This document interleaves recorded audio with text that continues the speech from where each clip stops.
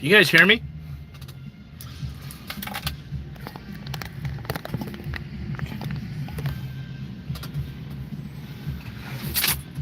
Now, yes. All right, cool.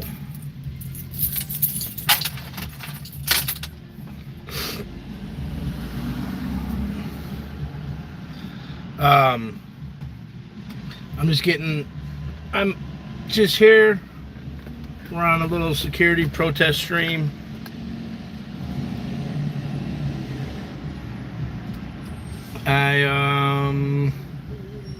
Just cleaning everything up, getting everything nice and clean in this biatch. Did MD Media talk? I didn't see him talk.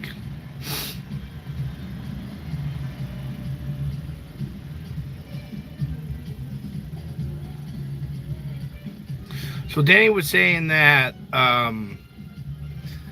in order for Dorothy to get the lawyer funds back, he has to pay her first.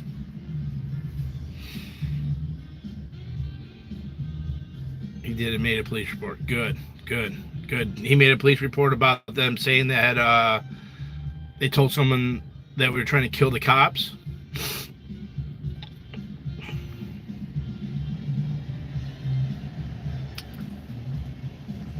Beautiful.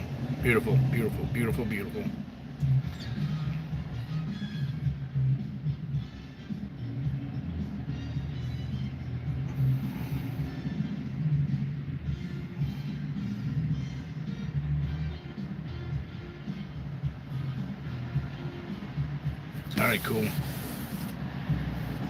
Nice.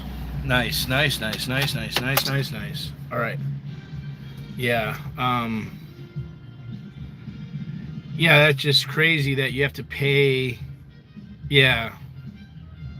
I don't know how you'd be able to raise it. I mean, that's so much money to raise.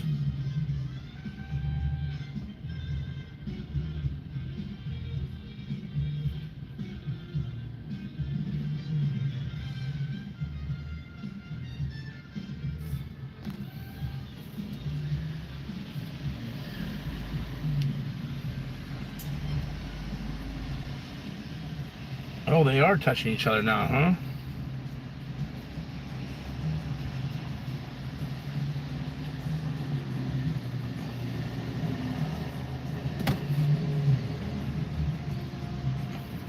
See, let me see something. I think I could move those things by hand.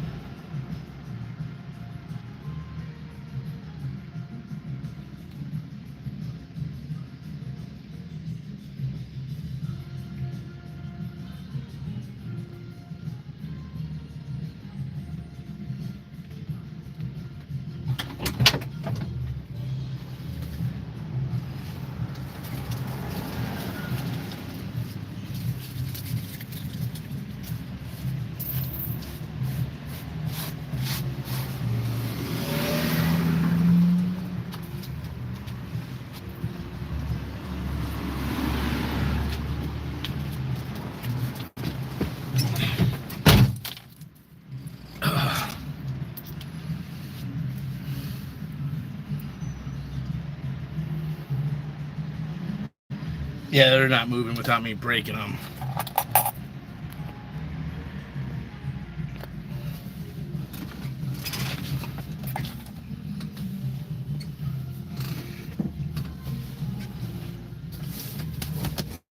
Okay, lanyard.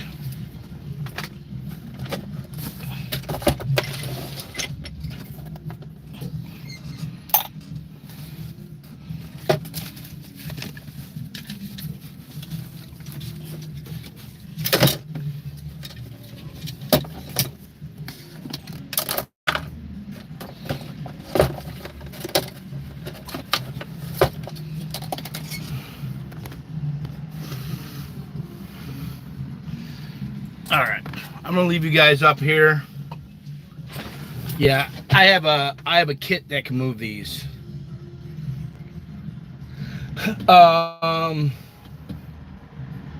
that's not today.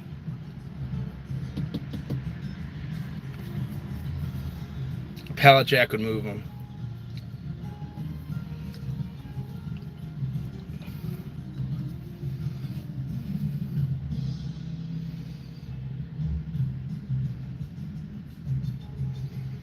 Yeah, I think Danny needs to, I'm not sure if Danny's got a GoFundMe or what. I mean, that's just so much fucking money. It's like you got to sue.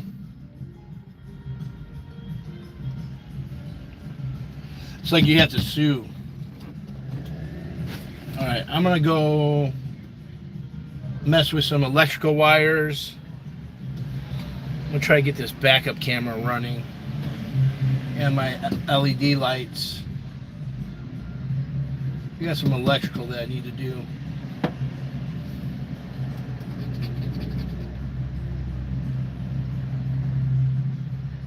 Some final cleaning up. Well, he's gonna have to pay. I think it's $25,000. Still have the $900 that we originally raised. Danny needs to pay for the lawyer for Dorothy. And there has to be, I think the real, it'd be filing a claim. There has to be a suit.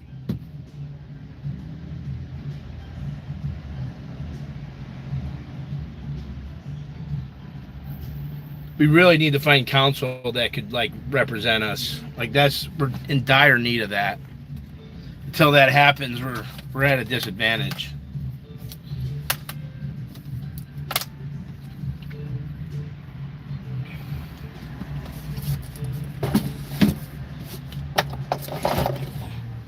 We'll figure it out, Danny.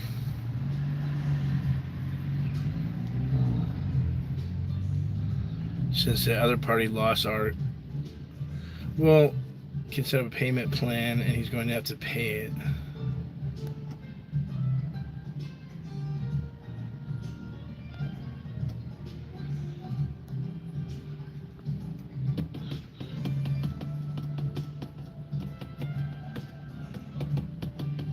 Yeah.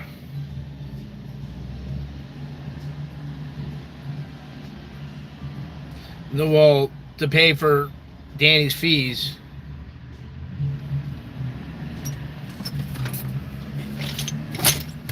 I was really at an advantage because I kind of know the court stuff. All right.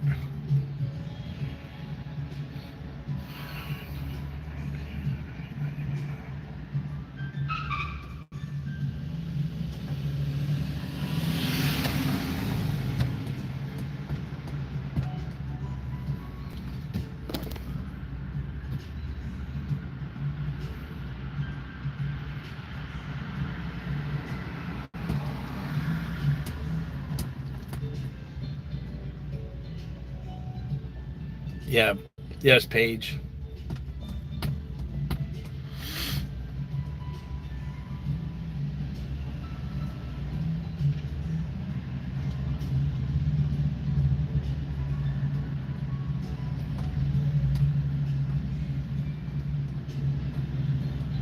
I'm not sure.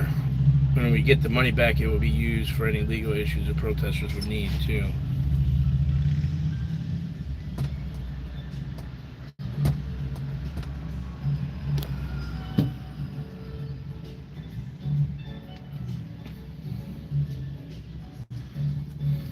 All right, in the future.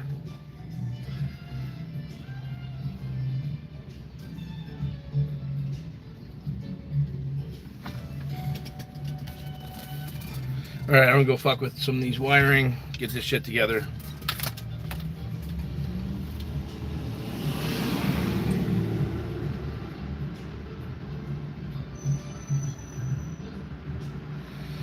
Might fuck with my spark plugs.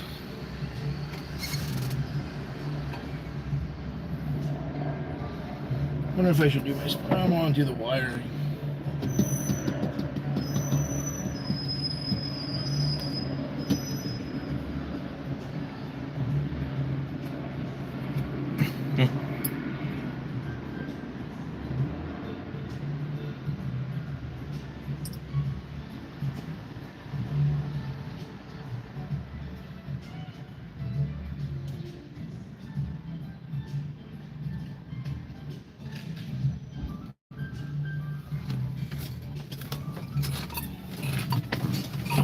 move over here.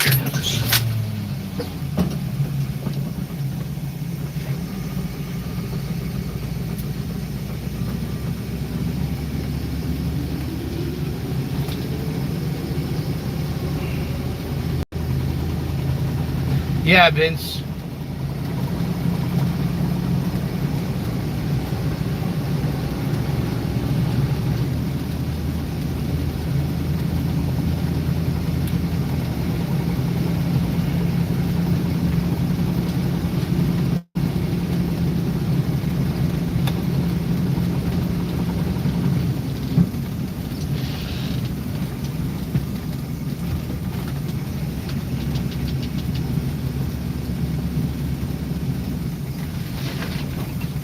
Holy shit, all the tent's gone.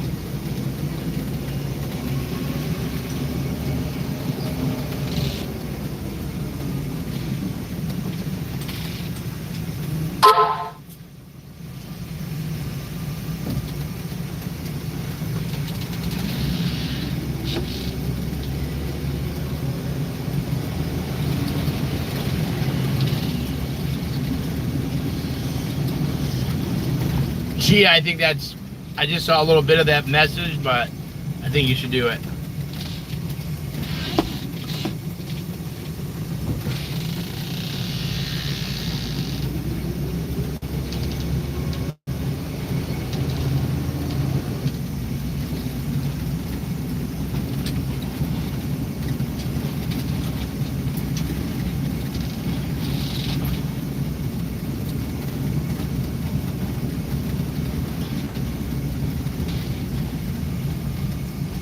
Yeah, you want to see where it was? So the liquor store is to the left.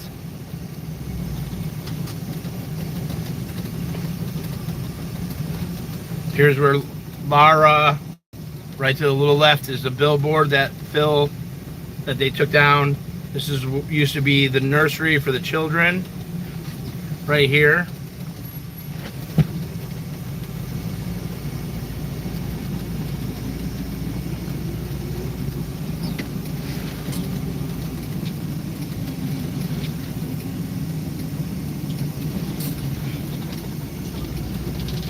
And then, so this building, these two buildings on the right, the first two on the right are Scientology buildings.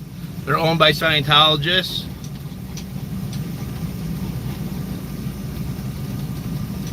And so she came about halfway down the street here, right at 1241. This place right here. Right back in there. Wait, hold on. No, that wasn't it. Hold on. It was this one right here. Right to the right. It's right there.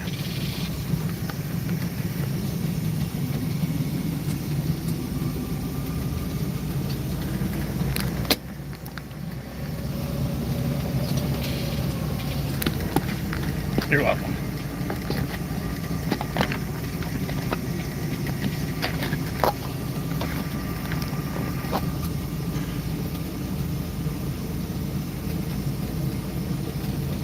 Yeah, well, you know what? Those little girls are going to motivate all of us. They're going to, those two little girls got us working even stronger, faster, harder.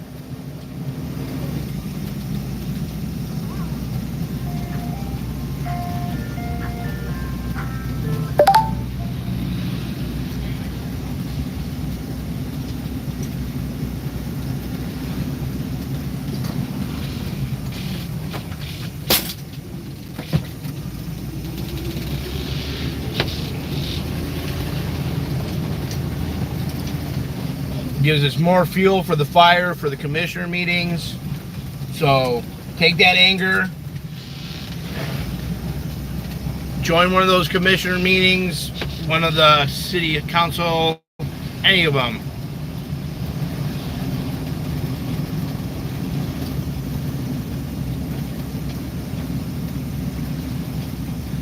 The best thing is to take that grief or whatever, that anger, and turn it into something productive.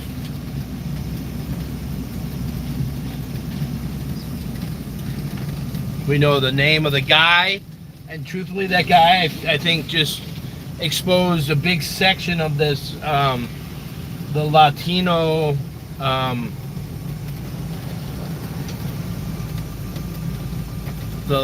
side of it all here.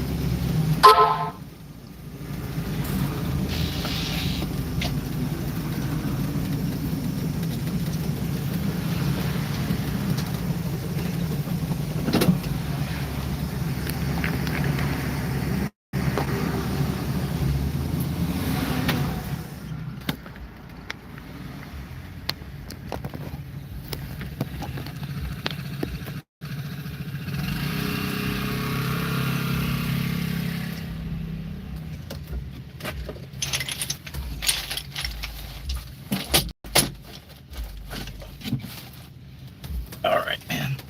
I've been doing a thorough. I'm impressed with how much I've gotten done. Yep, you're correct, Heidi. I was very impressed with how Nora broke that down, and you know, I love seeing Matt a little angry, seeing him, you know.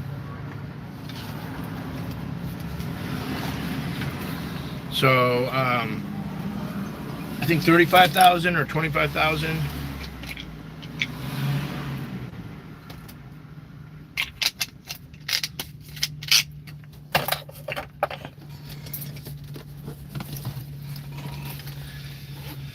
Oh man, my place is nice and clean. My place is getting clean, man. I'm so excited.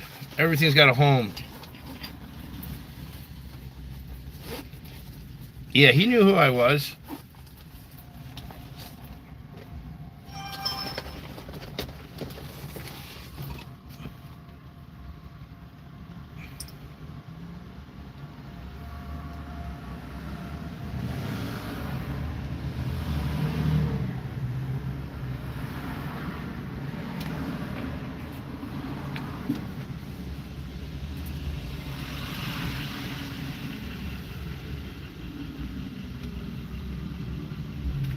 Hello? Yes, how are you doing?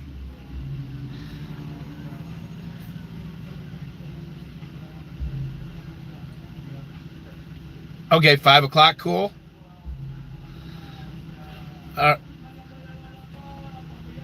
And 5 o'clock my time, cultology.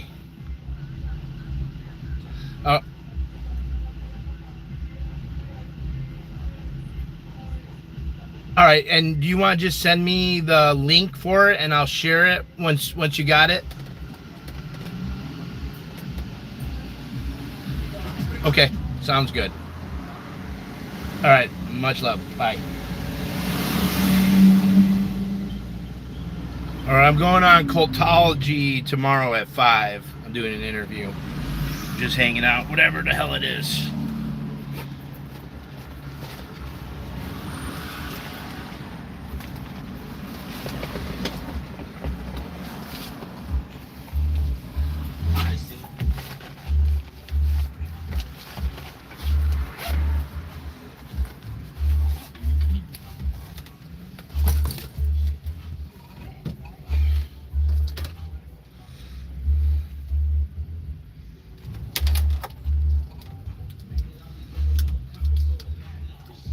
And I'm gonna get Chanel. I'm gonna have Chanel on here for Meet the Streamers.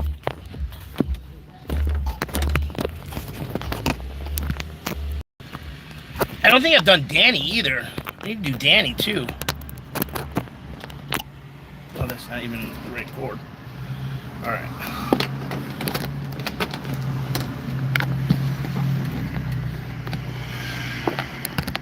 Sorry. Eventually, I'm gonna not be so discombobulated.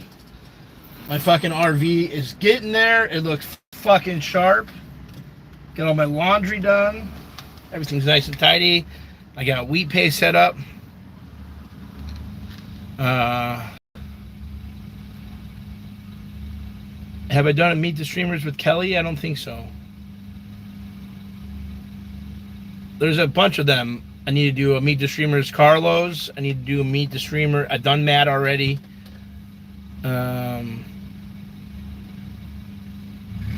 Yeah, I'm gonna do Chanel first. Allegedly. Babe, it's fucking clean, man. I've fucking been cleaning.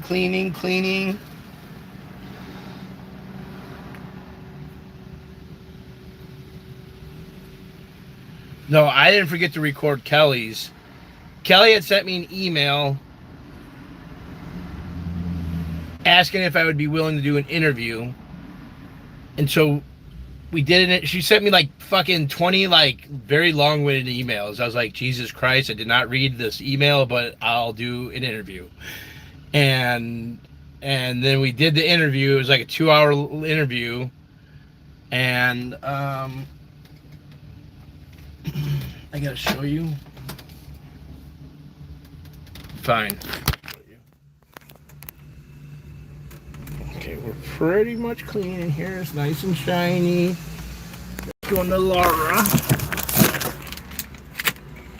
You got the windows are nice and clean. I scrubbed the shit out of the windows. Someone sent me a really cool fanny pack. I've been using this as my purse. I guess I got a man purse now. Super gay.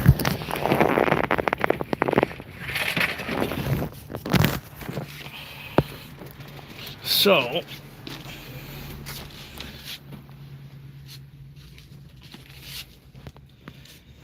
windows are all cleaned. See, it looks like a complete mess right now. I put all new hinges on. And I'm gonna run some paint in here. Man, it doesn't look clean, does it?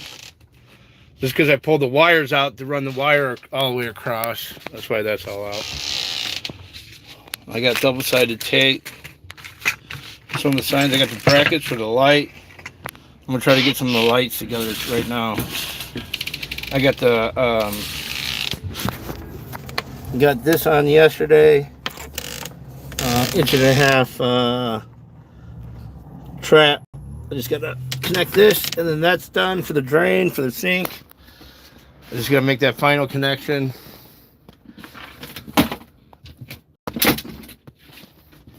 We'll get rid of some of this wood.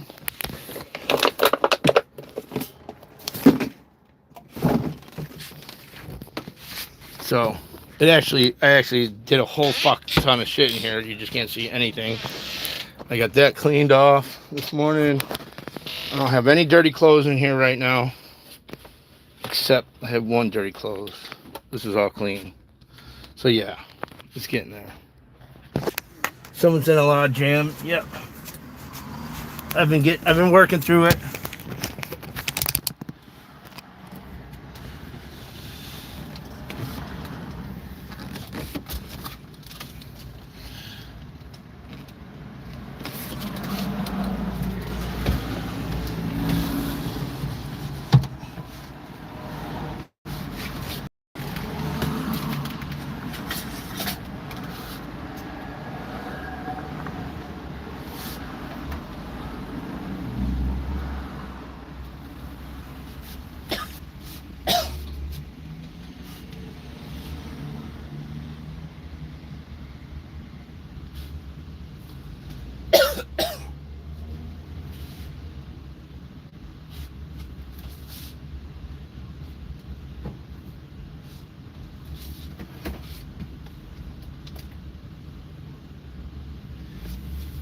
I got my solar panels cleaned off this morning.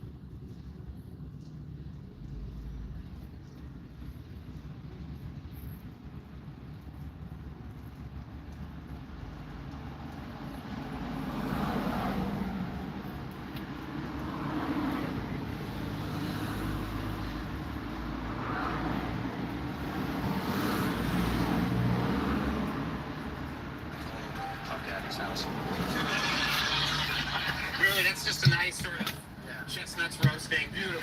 Really beautiful. Nice atmosphere there. Amazing. Bing Crosby playing. Can you get us in? Bill Crosby? I don't know. Bing Crosby, Bill Cosby. No one knows anything. I get mixed up. I'm here for Will Smith, the person. She was like, hey man, celebrities don't hang out at Planet Hollywood. And I was like, am I getting pumped? At least in my head, I'm like, at least I'm not anybody, right? So I get downstairs, and it's 10 black dudes, all in a small room, probably the same size as this, with curtains all around it, and a folding table in the center. And I'm looking, and I'm like, oh my god, 10 black dudes. Will, Charlie Mack, I know he's bringing Jazzy Jeff, that's 13 black, a lot of dudes tonight. Like in my head, I'm like, if this is a scenario, I am screwed. Jim Carrey just put Will Smith and Diddy on blast for some seriously dark stuff. Jim is exposing all the filth behind the Hollywood glitz, and he is starting with Will Smith. Will had young guys caught up in some shady business with Diddy, all in the name of rituals. Jim, the whistleblower. Jim Carrey just dropped a serious truth bomb about why he stayed clear of Diddy's infamous parties. We've never seen Jim's photos at those white parties, nor have we heard him speak of freak-offs before, and he's finally revealing the reason why he didn't mingle with the Hollywood elite. In fact, he's been calling out and fighting Hollywood's dark side for years, hinting at things like the Illuminati running the show. Is that a gang sign that you, like you don't know what it is? You don't know what that is? I have no idea. You don't know. Jimmy Fallon doesn't know. David Letterman doesn't know. We don't know. All the comics and show business don't know what this is. Right? Yeah. What is it? Come on, Jimmy. Seriously. The time is up. People are hip to this kind of stuff. I'm here tonight to blow the lid off it, to be the whistleblower. I'm sick and tired of the secrets and the lies. It is the secret symbol of the Illuminati, and you're a part of it, and it is the all-mocking tongue. And with Diddy facing a wave of lawsuits and recent arrests, this might be more than a coincidence. So what's Jim really trying to say about why he's been kept out of Diddy's circle? Here's the thing. Diddy's got some serious legal issues, with over 100 people expected to come forward in a flood of lawsuits across multiple states next month. As I said, our law firms have been retained by 120 individuals at this point to pursue cases in civil court against Sean Diddy Combs. You should know, in this group, it is evenly divided between males and females. There are 60 males and 60 females who have joined us to pursue these claims as plaintiffs. The attorney handling these cases says they're all tied to those infamous freak-offs we've heard so much about. Parties that have always been shady, to say the least. I like when you like this, Daddy. Daddy, I like when you all scrambling and scraping. I like that.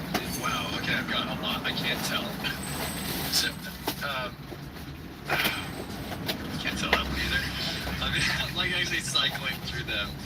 There was one moment, so it's not really a party story, but our relationship was really bizarre. So it started over punked, because he was like, yo, you can't punk me. And I was like, I don't want to tell you, everybody's on the table. He's like, not me, I'm off the table. I just want to say, So good, you're doing so good. I just want to say, everyone will suffer. Lately, more celebs have been That's just spilling creepy. details on what supposedly went down, from creepy stuff to books and even darker stories that most people can't bear to mention. And let's be real, Jim's been outspoken about Hollywood's sketchy underbelly for a while now. Remember when he went full-on existential during that bizarre 2017 New York Fashion Week interview? I've covered a lot of fashion weeks. This is the first time I run into Jim Carrey. Wait, tell me, is it true you're wandering the streets? You need a date to the party? What's up? No, I'm doing just fine. I just, there's no meaning to any of this. So I wanted to find the most meaningless thing that I could come to and join, and here I am.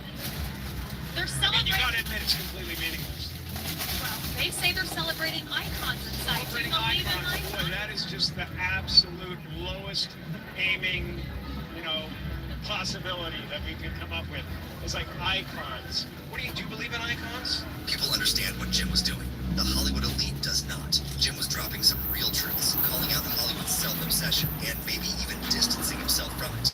This wasn't the first time Jim fired shots at Hollywood's gatekeepers either. Back in 2014, while promoting Asterisk Dumb and Dumber on Asterisk Jimmy Kimmel Live Asterisk, he came out doing this strange hand gesture. Jimmy joked it looked like a gang sign, but Jim brushed it off, saying, come on, you know exactly what this is. Already back then, he was fed up with all the secrets and lies.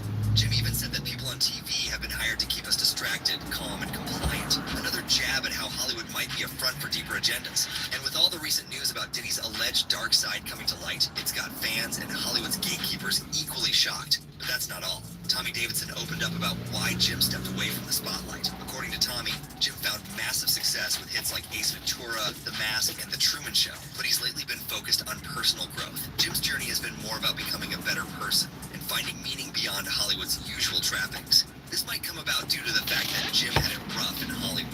Here's how it started off for him. Rough start. Jim Carrey's journey in the entertainment industry has been a wild ride filled with both triumphs and personal struggles. From iconic So that's not making money. You're saying, I mean, no, scratch.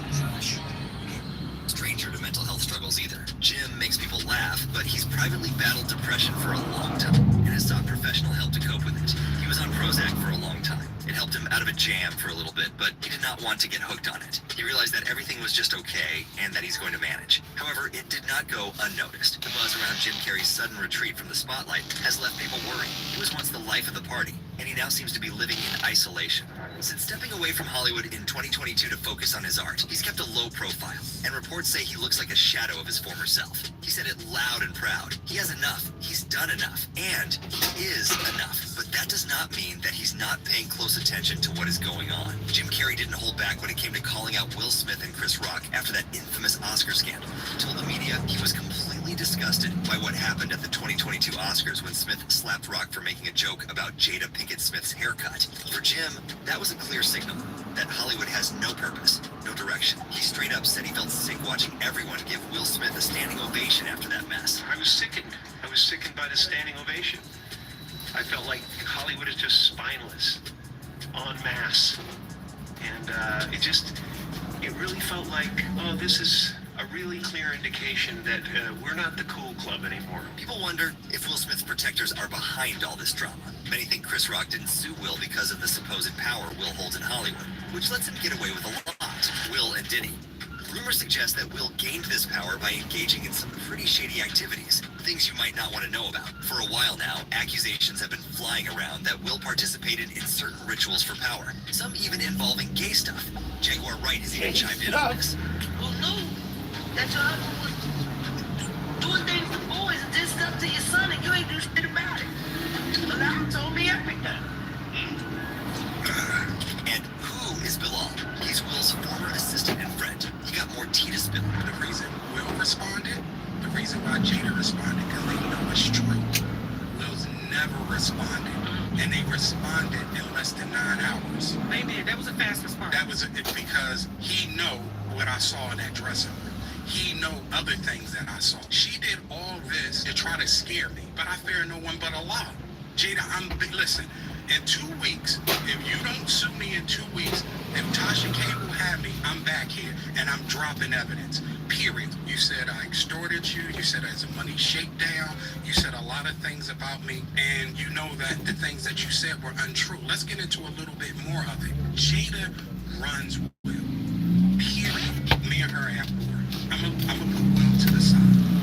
To the side. Me and Jada, I will say this because I know you're watching. I know Karen Tense is watching. Who's Karen Tense? That is her PR person for years. Okay. Right? I know they're watching. Jada, you a bald-head liar and you a drug addict. Right? You told the world that you were going to sue me. As of yet, and you said you're going to do it swiftly. It's been over 2 weeks. So Jada, I'm giving you 2 more weeks to sue me. If you don't sue me, this is what's going to happen. All the sex parties, right? And the people, the men that you hit with dildos, I'm naming names, right? All the salacious stuff that you have done and hurt other people, I'm naming names. You assassinate my character. You say I extort you. And we can't remember what Lunel said now, can we? Rumors of Will Smith being gay and having gay relations with, who was it with? Diddy. They were joking then, but it's not funny anymore. So what is the connection between Diddy and Will Smith? These two have been in the game together since the late 90s, rising to fame in the music and entertainment scenes. They've been hanging out together at countless events, flexing their A-list status, especially when it comes to the freak-offs. That Miami party in 2004, Will was there, and it was as crazy as you can imagine, featuring a buffet served off a naked woman's chest. That's the vibe we're dealing with. Then there's the threesome that was talked about on national television too. Hollywood loves those triangles, man. You were dating J-Lo. Will Smith and Jada tried to pick her up on a threesome and you were going to beat up Will Smith. Is that true? And now, with Diddy behind bars facing some heavy allegations, including trafficking charges, people are looking at Will and wondering what he really knows. Has Will been keeping secrets about Diddy's dark side? He hasn't said a word about those allegations or their friendship, which only adds fuels to the fire. Now, we're seeing Diddy pay for his dirty deeds. Breaking news tonight, Sean Diddy Combs has been arrested in a Manhattan hotel this evening after a grand jury indicted the music mogul. The man is facing a laundry list of serious charges that have rocked the industry. We're talking trafficking, racketeering, and even kidnapping. This ain't just rumors. This is a federal indictment laying out some heavy accusations against Diddy. The feds are claiming he ran a criminal operation where he didn't just use his status, but also drugs and aggression to keep both women and men under his control. He mistreated and manipulated people, resorting to all kinds of violence. But it gets crazier. Diddy lured these people into freak-offs, supplying them with all kinds of nastiness to keep them playing along. This dude was tracking their movements and even had access to their medical records. And to keep them quiet, it was either NDA or he filmed tapes that they had no clue about.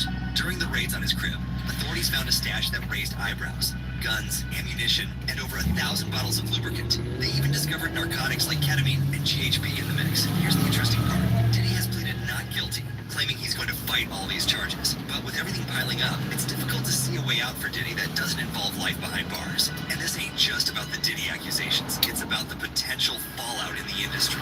Will Smith and who knows how many more knew about what was taking place, yet they kept their mouths shut. We're basically waiting to see how he's going to end up indicted next. But the big question still remains, what does this mean for Will Smith? Are they really just friends, or is there more lurking in the shadows? Let us know what you think about it. Make sure to check out this next video.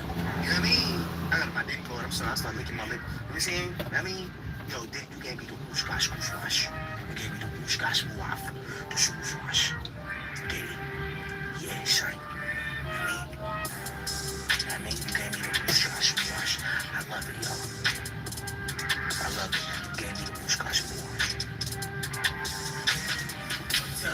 it's my dad's friends. My dad's his baddest friends.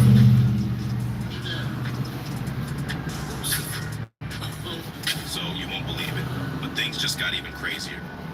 Diddy's caught up in another lawsuit, and this time it's from a former male employee. The guy's claiming Diddy was all handsy inappropriately. Yeah, it's like one bombshell after another. This producer dude is accusing Diddy of some seriously messed up stuff, including some forced weirdness with other guys in the industry. And then there's Orlando Brown, causing a stir again. He went viral claiming he hooked up with a bunch of rappers like Diddy, Drake, Bow Wow, and a whole crew. But here's the kicker. Orlando's got a rep for being a bit out there, you know, with substance use and some quirky behavior. So, at first, people brushed off his claims. But now that big shots are getting called out for some wild stuff, folks are starting to wonder if Orlando was onto something all along. So, who are these rappers supposedly taking advantage of Orlando? It's a wild ride, man.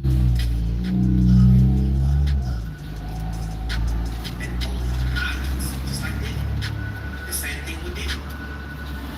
Nigga, they love me when they love me, bro. Period.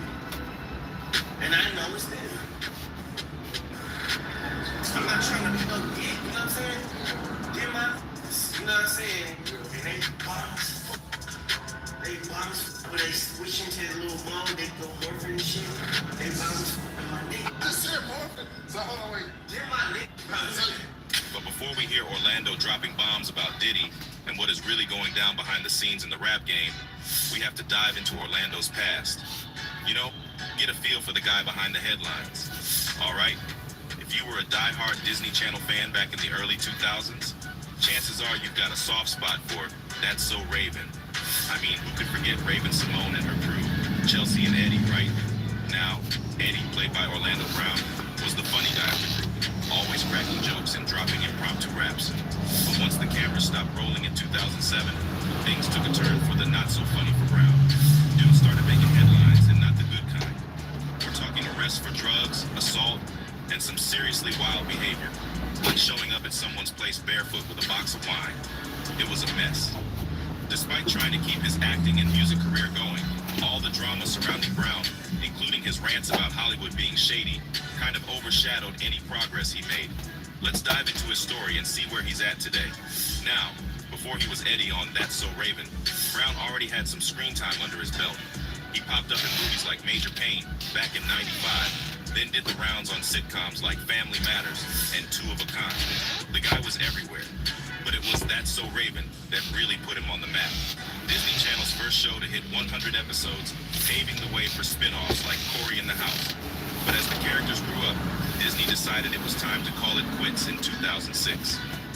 And let me tell you, trouble seemed to find Brown real quick after that. Just a month after the show ended, he got busted for weed possession during a traffic stop in Houston. He tried to play it cool, saying the car wasn't his, and he didn't know about the drugs. But even he knew it was bad for his career. I love what I do. Why jeopardize what I built? He said at the time. I can't stand AI.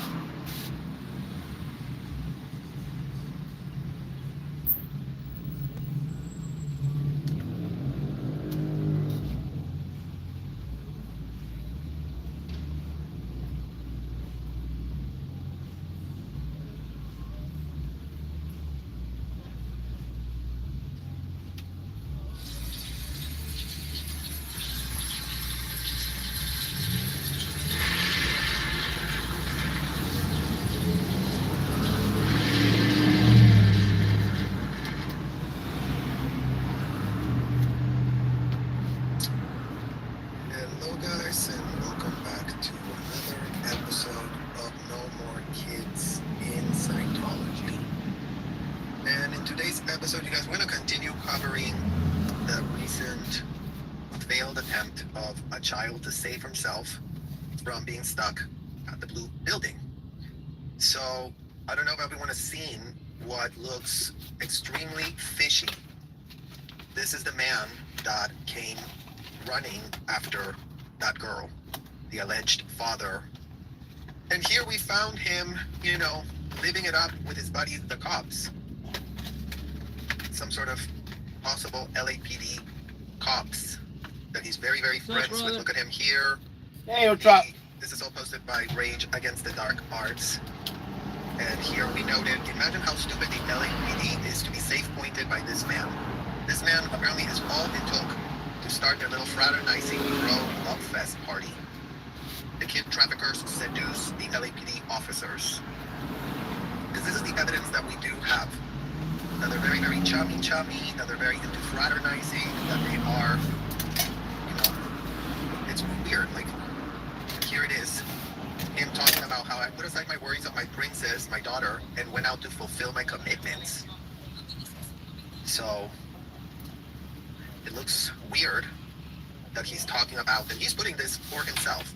So, he's literally talking about this. And here we wrote, Scientology awards Father of the Year to the Scientology father who, like all Scientology parents, paid to be surrogates of a convicted felon, L Ron Hubbard, and prevent their kids from blowing. Like, how dare they dislike our abuse, our brand of abuse that the convicted felon said you should be loving for yourself.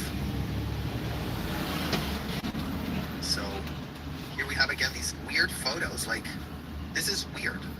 Venta de flores mexicanas a mayoreo. Like, what? Like, the guy's supposed to be a big reporter, but he's selling flowers. So, and then this brings us back to this over here with the fish really rotting from the top. And here we have actress Marisol Nichols and Karen Bass and Lieutenant Mark Evans. Karen Bass, huh? Is, again, someone we have responded to part of this video, you guys, but Evans. And here we have, so, and then this brings us back to this over here with the fish really rotting from the top.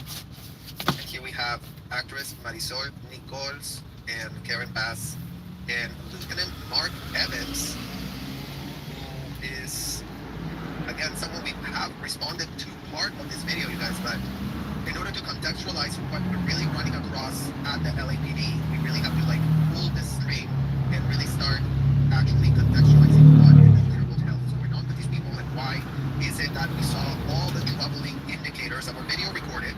So just so that the LAPD cannot go, oh, but we have no shred of a clue about anything. It's all video recorded. It's all video recorded for y'all to go see for yourselves. There's a thing called live streaming LAPD leadership that you really should, Google for yourselves. I mean, if you have access to Google, if your 6+ or 8+ figure salary allows you to Google and check out live streaming so you can really start actually, connecting dots. I mean, isn't that what policing is about? Connecting a shred of dot? Or, no, like you're not supposed to be connecting any dots, and all dots are supposed to be connected for you because, yeah, the detective work of the LAPD is giving, you cannot find an egg and you get told to look for it underneath a chicken. That's the level of people that are getting paid. What was it on the, today, you guys, like $550,000 is what's being pitched to really pay the guy that's going to be replacing the top of the LAPD. The interim chief is getting replaced by someone that they want to pay upwards of $500,000. Imagine you get paid that and you don't even know how to not be safe pointed by Scientology.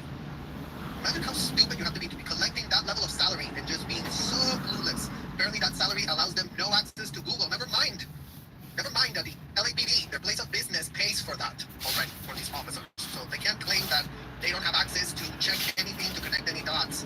Because in what world are the kids that grew up locked up in those cults, in those hotels, having to tell the LAPD what is wrong, what is going wrong, and why are kids that are escaping right now, right? Because this goes back to the pattern, you guys. You already heard it from Miriam. She tried to escape, and what happened to her?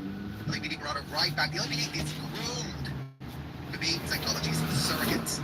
You see how they go and check and go, oh, what am I supposed to do? They go and defer to the security guards. And they ask the security guards, what should I do? But don't think that this is just happening because, just because. This is not just happening just because. Because this is not just happening just because. And we're going to get into that right now. How it's not just happening just because. So, the LAPD's unholy alliance with Scientology from City Hall, paging Karen Bass, to police headquarters, the fish truly rots from the head.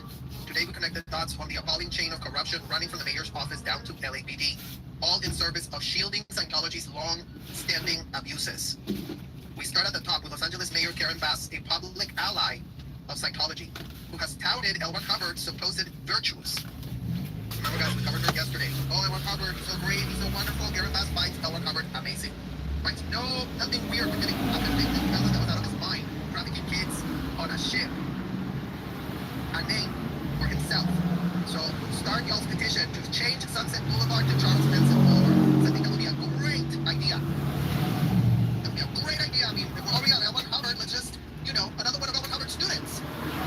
Just change Sunset. Why Sunset? Charles Manson Boulevard, L Ron Hubbard Boulevard. If you just turn right there, you're going to get to the blue building where kids are trying to escape and the LAPD doesn't give an F about going and helping.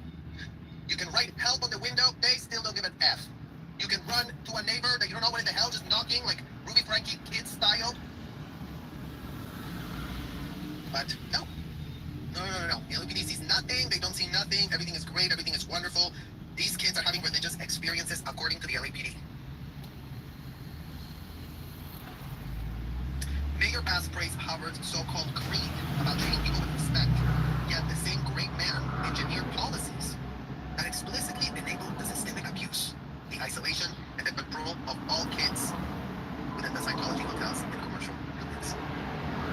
So with that shallow endorsement, Bass effectively safe-pointed herself with Scientology, cementing her loyalty and undermining the protection of kids in Los Angeles. And remember, guys, Karen Bass goes all the way back to 14 years of a long-standing ally. Where's the evidence that she's not been that ally? That we do have evidence to show you what a big ally she is, how she tells L Ron Hubbard is wonderful, L Ron Hubbard is amazing, I couldn't be more flattered to be here, says Karen Bass. And 14 years later, where is she? What has she been doing? How has she been bringing back her LAPD? She's nowhere to be found. Karen Bass is literally the literal bass, the literal fish. I said, your last name is not literally a fish, Karen Bass. Well, you are apparently the fish, because you know what? You are at the very top of this. Just an FYI to you and your entire office that apparently has also no access to Google, that apparently has also no idea what in the hell they're doing, that apparently has no way of checking what's being live streamed as a bypass of your pathetic police people that don't know how to investigate a shred of a thing, their literal shit together. At City Hall. Starting at City Hall. Starting at the very top. Where you are. Ignoring it all. Apparently whatever Mike Rinder told you didn't make a shred of difference. There's no evidence that you still give a literal shred of an F. Not zero evidence that you care. All you did is launder your image. Oh, I really talked to somebody. Oh, I'm really going to change my tune. Well, you haven't. You still haven't, Karen Bass. So now let's talk about Lieutenant Evans. This Lieutenant Evans right here. He's the head of the LAPD's human trafficking, vice, and counterterrorism division. So let that fully sink in. Counterterrorism division, that's who Lieutenant Mark Evans is, head of that, head of the human trafficking. And he's been for 28 years on the force, with over 4,000 investigations under his belt. And he is supposed to be the expert on human trafficking. So imagine that. This is our expert. This is our expert on human trafficking. At the very top of LAPD sits this man who gives a very charming and appropriate interview to this honeypot OSA actress Marisol Nichols sent there to kneecap and compromise all of them. Because, right, if Marisol Nichols goes and talks to the head of the LAPD on her YouTube channel, go find a podcast where police officers are going to be able to discuss intimate details of their job in uniform. That's what we have to see. This is so normal. Oh yeah, just, call them a cop and get them to your podcast and get them to talk about, the same things that are being alleged in plenty of lawsuits. So you weren't given before you go, oh, but I know you have a literal clue, go check. But you just little make a little phone call your assistant and be like, can you send me all the lawsuits that have been filed against Scientology alleging child trafficking, in the last decade? Just go check that. Go check that. So before you play dumb, before you thought, oh, but Marisol looked real nice and she was being so nice and she played cops in another TV show and I'm a fan. Yeah. These cops are fans. Imagine that. Lieutenant Evans even authored the book, quote, Selling the Daughters of America. Well, breaking news to you, Lieutenant Evans, the daughters and the sons. The sons are the ones that you forgot on your pitch. As if the trafficking only happened to the daughters. Imagine we are having to tell you that. Imagine you make upwards of 6 figures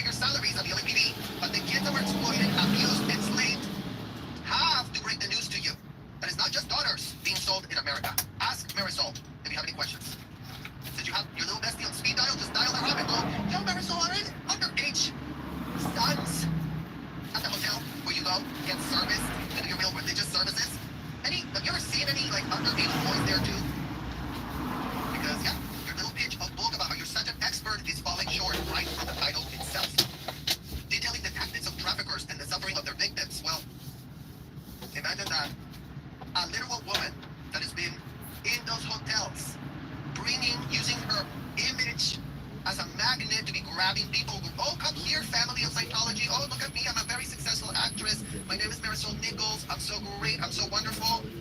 Sign up for the hotel. You're going to love it. We're going to, charge you 10% commission. I'm going to get a 10% commission from anything you do inside of this hotel. So come. I'm Marisol Nichols. I really want to save our world. This all goes over the head of Lieutenant Mark Evans, the top-tier expert. Despite his background, the same lieutenant recently gave Scientology-friendly interview in uniform to Marisol Nichols, an active psychologist who's been the face of Scientology since the early 1990s. How does a supposed advocate against trafficking carpentry promote Scientology? A quote, with a history of child trafficking abuses and accusations that are all over the public record with lawsuits filed and active as we speak. How can he stand there by, as Scientology kids' victims are systemically dismissed, silenced, or, in the case that everyone already witnessed for yourselves, there's no more kids in hotels? Bullshit. They're still trying to save themselves, just like we tried back in the day when we were teenagers, not knowing what in the hell these disgusting people were doing. This disgusting paid surrogates of a convicted felon, Lieutenant Mark Evans. If you're too stupid to pull that string, then you know what? I don't know how any child is supposed to get a shred of help from your department.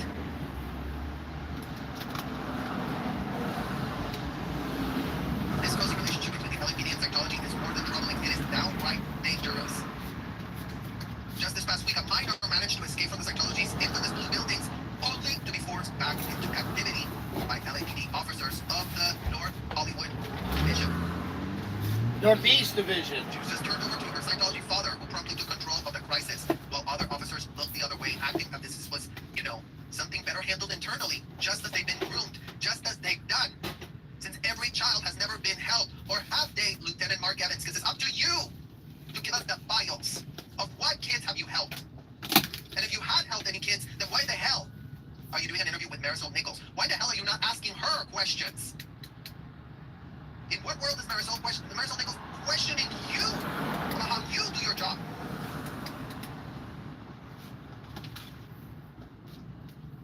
How is this not a blatant act of collusion? How does this align with Lieutenant Evans' supposed commitment to combating human trafficking? How? Because for years, Scientology's operated like a fortress in Los Angeles, with Mayor Bass, the LAPD, and Lieutenant Evans among its many protectors. Scientology's policies actively prevent kids from leaving by making the escape a crime, Lieutenant Evans. Get that through your thick skull. The parents groom the child. They tell the child, if you escape from us, you are a criminal. Do you know how easy it is to convince a child that they can be a criminal? Was there a criminal process established, Lieutenant Evans, or why the hell are kids being labeled criminals? Glad that you asked. Because a convicted felon said so. That's all it took. This is a pyramid scheme of follow the convicted felon as the leader. Go do whatever in the hell L Ron Hubbard said to do. Label your child a criminal and they try to escape. Oh, that sounds like a great idea. I just read it in a book. Let me go implement that. Criminal, don't you dare leave this hotel. Don't you dare complain. Don't you dare be critical. Don't you dare open your mouth. Don't you dare cry. Don't you dare feel an emotion. Just come up to quickly.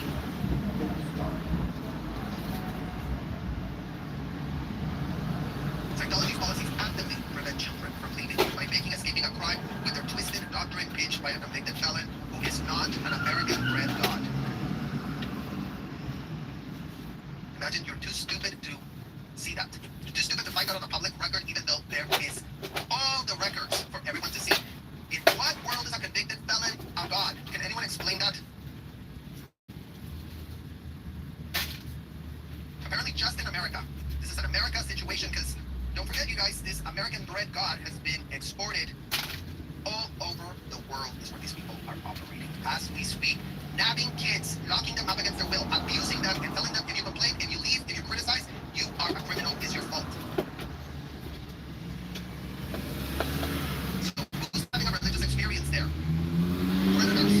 Child predators are having amazing religious experiences. Ask LAPD to see the type of things they write down for themselves. Pages and pages and pages. Oh my God, this is amazing. Oh my God, I can get enough of this hotel. Oh my God, L Ron Hubbard is a genius. I get off. I can get a child to audit me. I can get a child to handle my ethics. I can just tell them how I'm masturbating, thinking about them, because,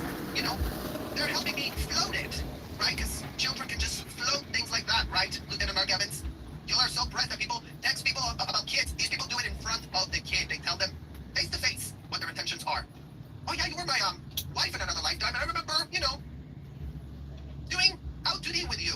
Which, if you don't know what it is, Lieutenant Evans, we're not going to explain it anymore because we're sick and tired of explaining it. Call Marisol Nichols and ask her, what does it mean to out duty a child inside of your hotel, Marisol? From the Hubbard's extremis toxic indefensible doctrine, a child who runs away is blowing. Blowing. Yes, blowing. And should then be isolated as soon as returned, questioned and punished until they come to heal.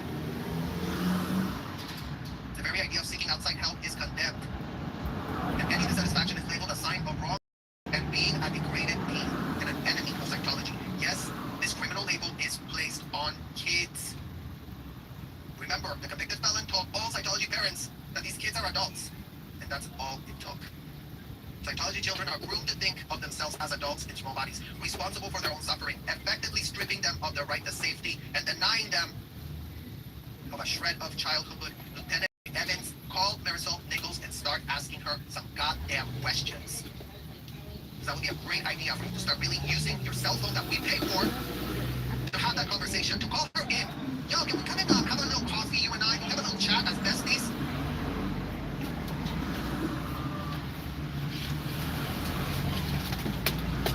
So now we have the LAPD, the mayor, and supposed trusted officers endorsing this racketeering criminal conspiracy that has child trafficked kids at an industrial size scale.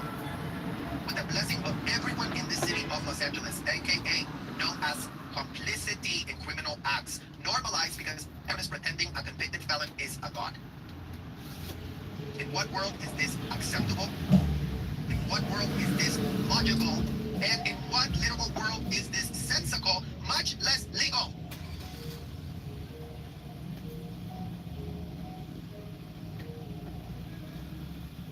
If something is unacceptable, if something is illogical, if something is nonsensical, 99.99% you can be resting assured that it's fully illegal. Because that's what the law states.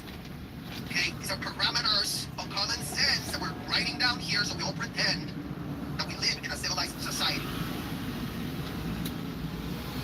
But when all of those laws are just being written and typed as platitudes with no one to enforce a shred of them, Lieutenant Mark Evans, if you couldn't be more pathetic or useless, sitting at the very top of this, giving interviews, finding time out of your busy schedule to go get questioned by Marisol, of all people that should be interviewing, of all people that you should be raising awareness of. You choose Marisol Nichols. I couldn't find anything else you've ever said on the record. So why her? Why her and no one else? Who else? Where else can you be seen? Really, because you care so much?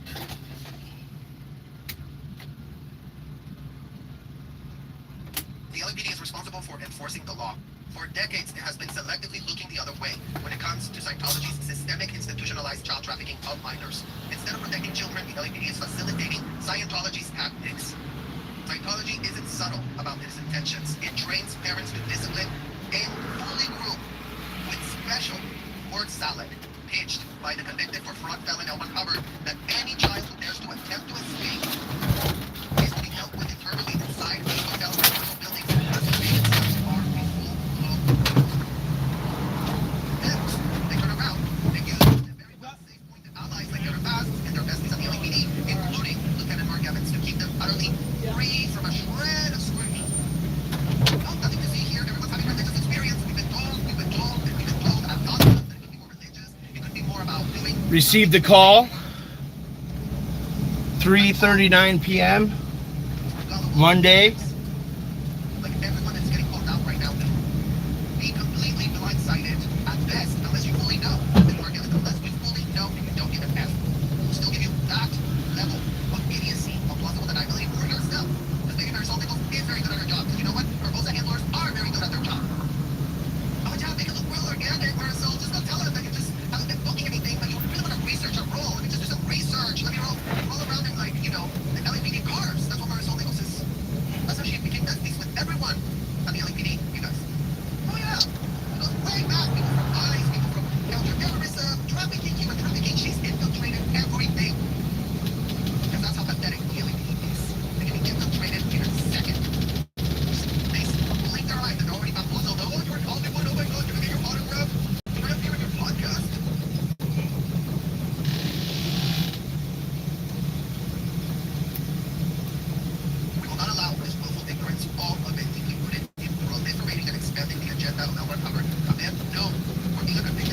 Yeah, have a good day.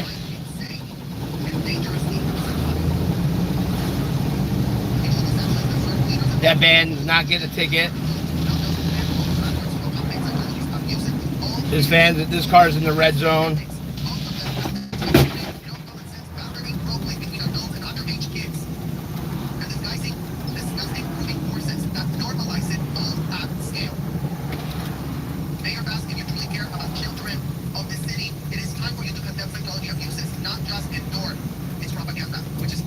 Calling in truck and loading zone. Yeah. Yes. Yeah. Now we need to make a complaint about that pickup truck and see if they respond.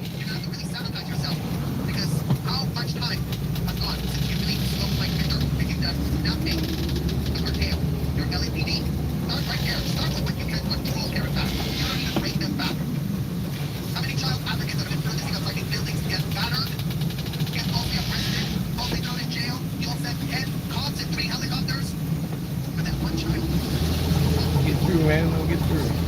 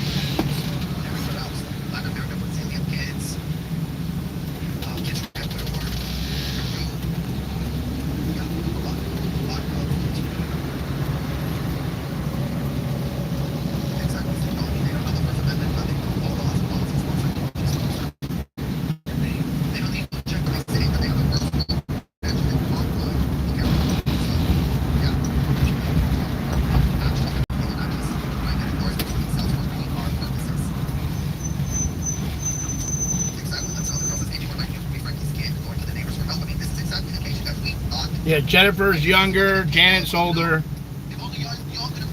Janet, I think, is above Jennifer. Jennifer is allegedly the lawyer, legal team of Scientology. She was married to Louis Repetto.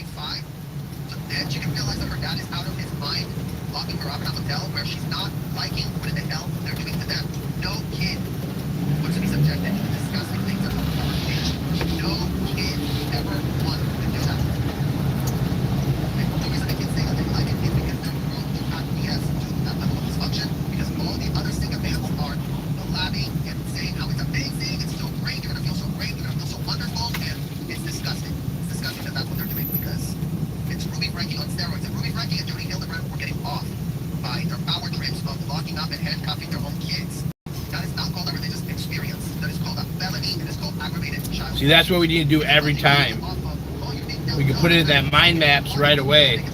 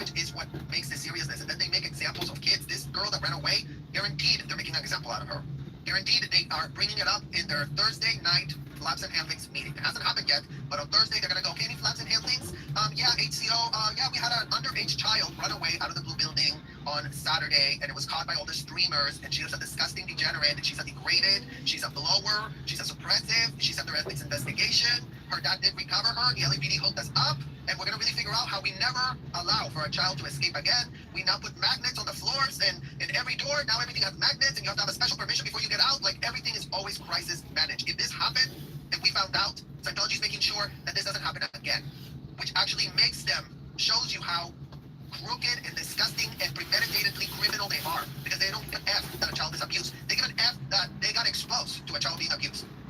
That's all they give an F about. Oh, we almost got caught. Thank God for Odo. Thank God for security. And yeah, Odo, you that grew up in this dysfunction, when are you going to repudiate it? When are you going to say, you know what, maybe this is not a good idea. You're a full-grown man now, so snap out of your stupidity before you get trumped up on real criminal charges that aren't just going to go away because you flew them instead of a hotel.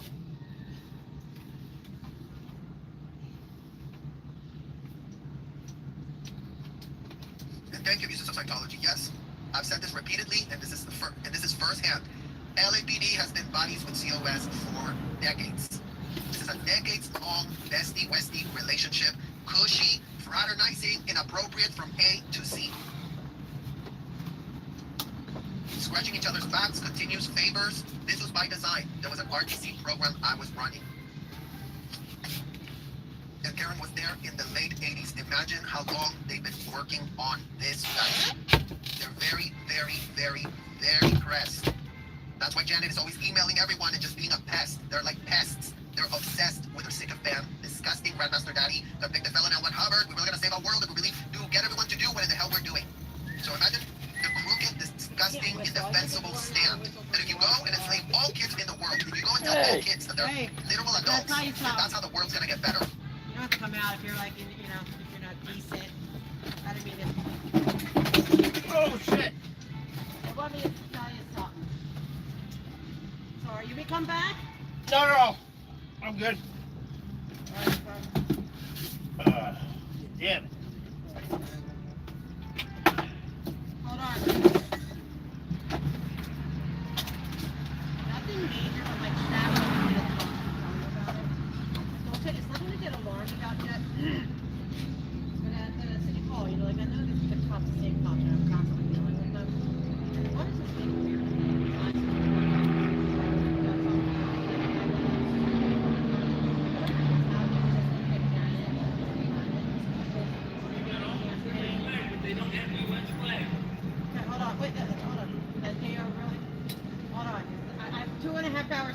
The USA flag! I didn't see it. I gotta get this out. So I'm not alarmed yet. I'm gonna ask them what he meant. I had to run to the other meeting. But I think they're in a campaign for that. Because all of a sudden, even like acting weird with me, I think they're in a massive campaign to say like, we're gonna agitate stuff, election, whatever. I have a feeling because they were all a little bit kind of standoffish today. So I have a feeling, Janet, if you are, knock it off. We'll find you. We'll find it, but they just wanted me to give you the heads up. Nothing major. It's like nothing. Chat, stop worrying, okay? Chat was worried. Don't worry, chat. They wanted me to get in touch with you, so I came all the way here from the city hall. They're worried. And so I'm not worried yet. Well, I just the think more we expose, the more dangerous it gets.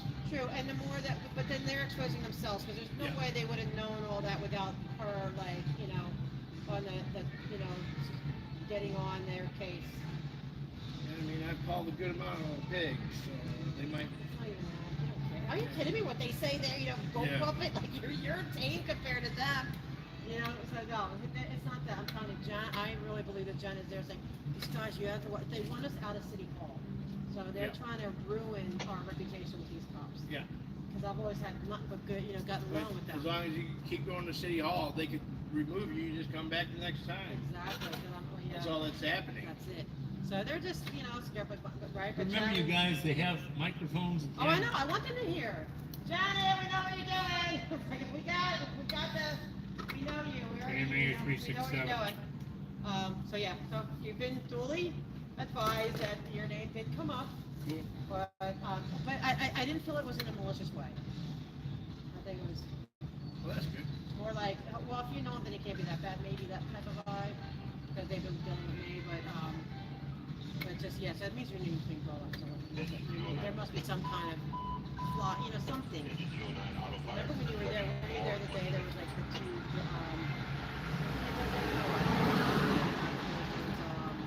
threats or whatever came in that day, some kind of But I today wasn't they're on there. tactical alert too. The Dodgers game. The tactical alert for the Dodgers game. They just have to have an excuse to spend money. Yeah. But then they call in and say, oh, you gotta watch out for these guys. They're a band of whatever. So I get sick. The courts disagree. Yep. So they can continue to say that, but we literally have court orders. We need to get them out. We need to get copies of them. And Yeah, I've already handed out 2 copies of the order. I love it. Carlos is gonna print me some more. I need to get. I want to get one of like Janet and I got the email. like what, I got- prison uniform. I got this one printed out. It's the Day of the Dead Festival one that you put out. Good. Both sidewalks be open to the public. Good. Awesome. All right, I'm like on 2.5 hours sleep, so I just All wanted right. to come see how it was. I did my obligations to chat. Chat, stop worrying, man. No, we worry. Stop worrying, chat. No, we worry. Hey, It's all right. We've You seen you can too many worry. times with the red dots Yeah. on your head. Yeah. You know, You guys can bees. worry, and I can tell you not to worry. Right, but we're going to worry. Yeah. Right? That's how it is. That's how it rolls when you we care. So I just wanted you to be notified. I did want to check it out too, because Public Works is tomorrow, and that bomb. Public Works is tomorrow at what time? 10.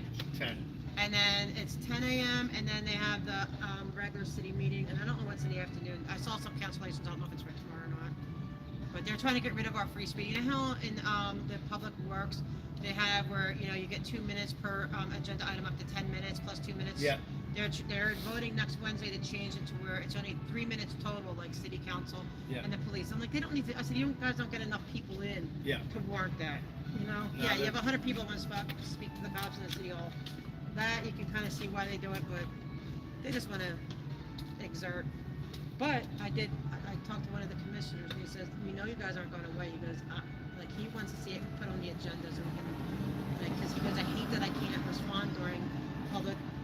I said, to explain to everyone, you're not allowed. They're not allowed, because then it's public comment, not public conversation. And Yeah. that could be a form of intimidation if they talk back to us. Yeah. So it's, they're not allowed legally. But he's like, I want to be able to talk. So I said, you can agendize this stuff. He goes, that's what we need. I want them to do, so they can address it with us and talk about it. Yeah. So we just need to keep pushing for them to agendize it. Even if you're calling me, I need Laura and Cersei. We need to go in person. I really, because especially with these girls. I thank you, and I'm sorry you went through all that. It takes its toll. on us. Somebody's barking. It's not lighted. Yeah, but we need them to understand from victims' point of view. Well, we caught it live. I know, that was happening. crazy. So, as bad of a situation as it is, it gives us more fuel for the fight. Yes, and I was yes. And this is why we're here. But it What's takes a toll going on on? us, Oh, yeah. I know it, like, it has to. That wrecked me yesterday. Yeah, that was. I've been having my eyes twitching, I'm crying, it affects you. Take care of yourself first. You too, yeah, right, we have to do that. But yeah, it's hard stuff to deal with. It's emotionally, and these people are so evil. But anyway, all right. Good seeing you. Yeah, later, guys. Peace out. Hey, where are we rolling to? Well, I want to go just take a real quick. Ride down L Ron Hubbard Way. I go tomorrow. Later, bye, guy. Bye.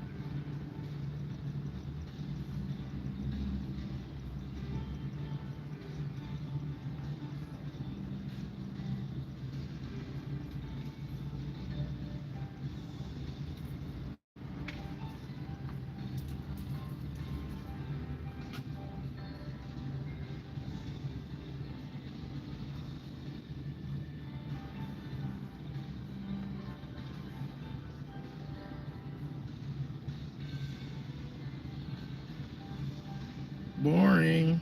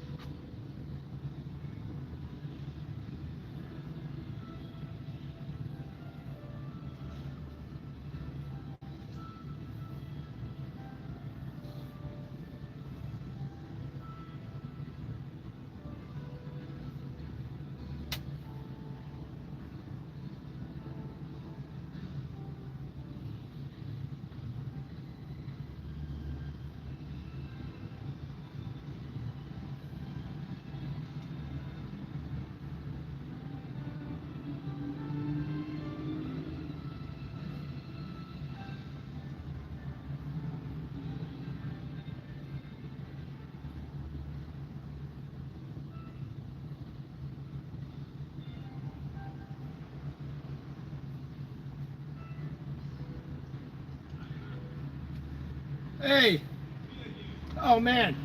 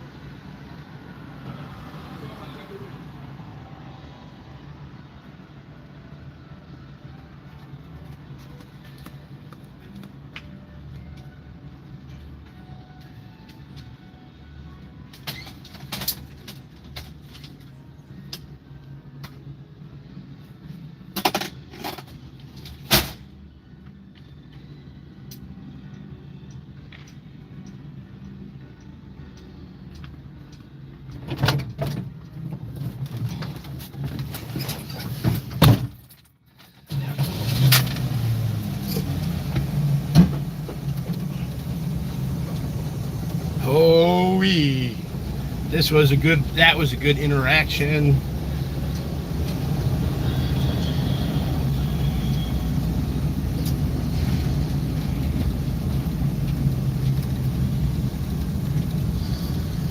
Tell you in a second.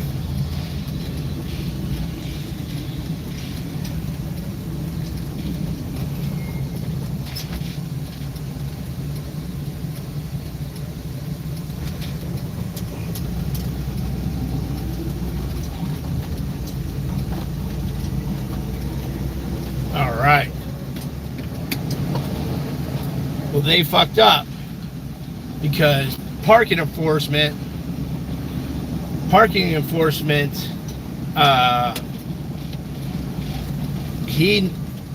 Alfonso, he noticed that one person was putting money in all of the meters. And so he's chalking all the tires right now.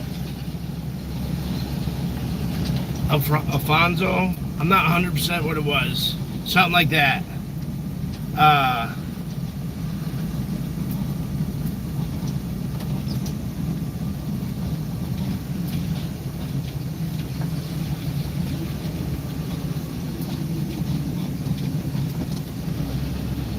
So, but he noticed it. Like, I didn't bring it up. He said that he noticed it. And he's like, I've never seen that before.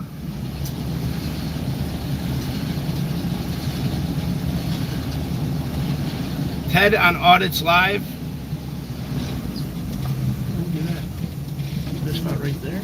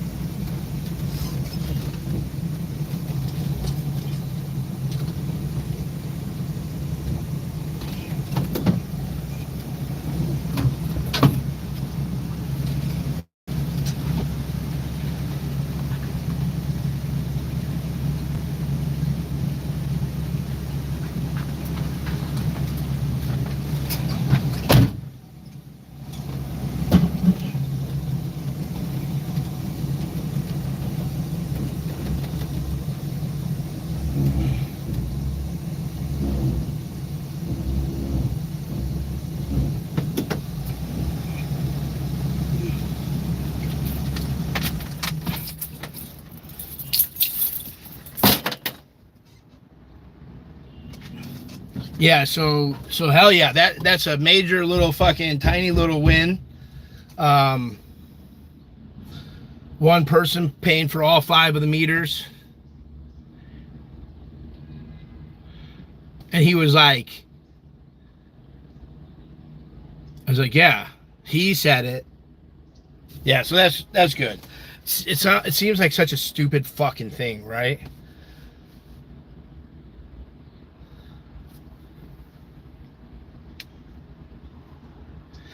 And what I said was that this is what I said, that I had people call in to the parking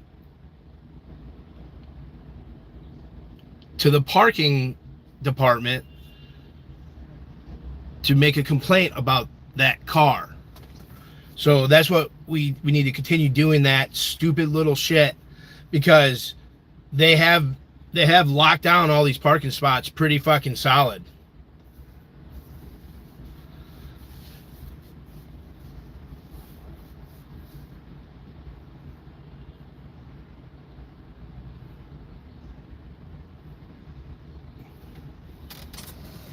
All right, I'm gonna go back to, I don't know what we can watch now. We could watch the front, I guess.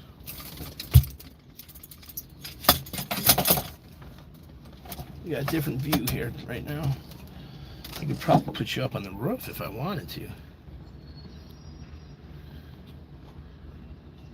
Well, I always win. I never lose. I was already moving my car anyways. I was done with that spot.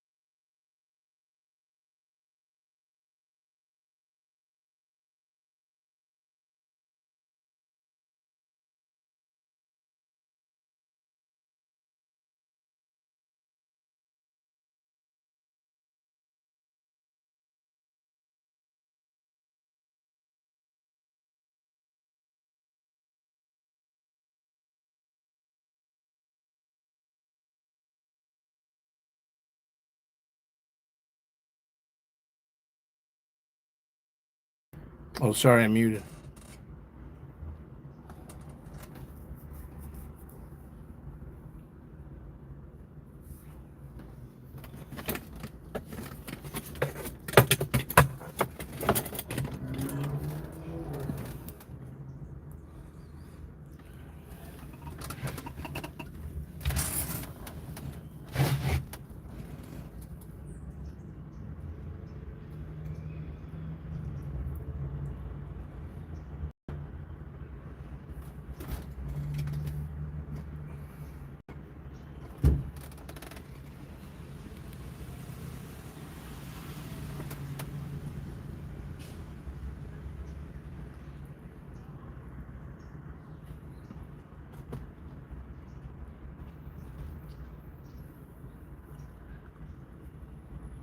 The barrels are using as weights for the lights.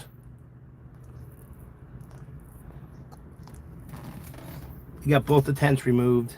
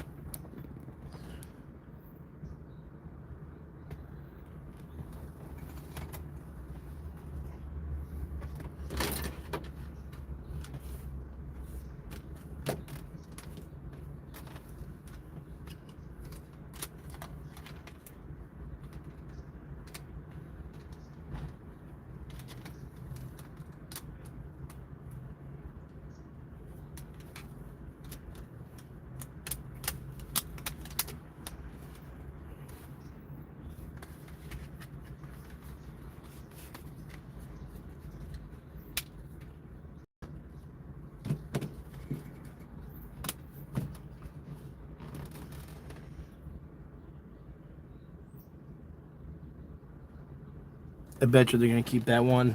I would say so.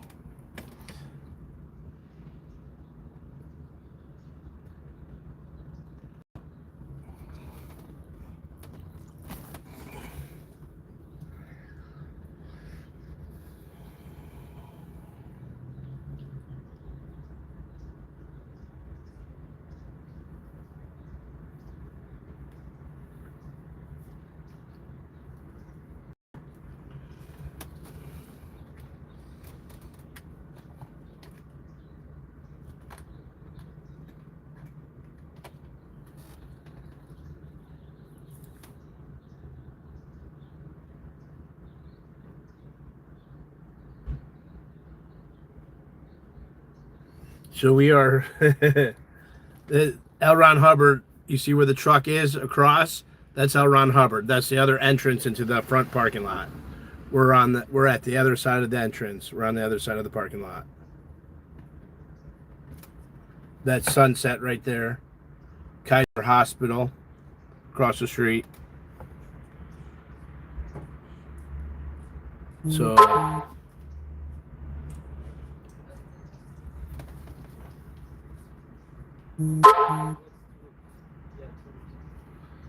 send it to my other phone. Chi.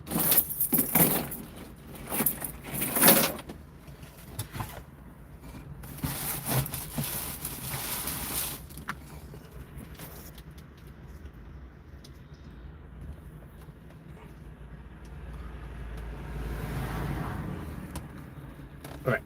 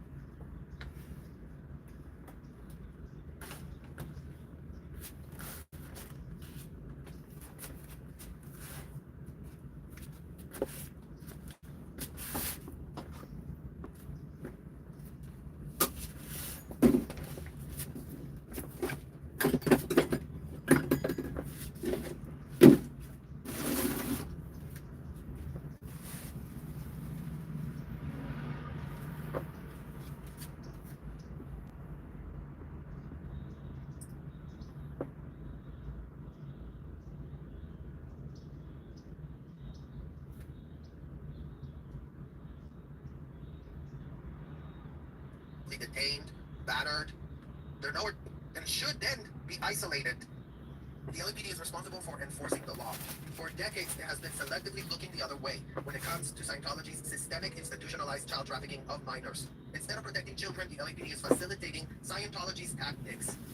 Scientology isn't subtle about its intentions. It trains parents to discipline and fully groom with special word salad pitched by the convicted for fraud felon L Ron Hubbard that any child who dares to attempt to escape is to be dealt with internally inside these hotels and commercial buildings as if they themselves are a full-blown criminal.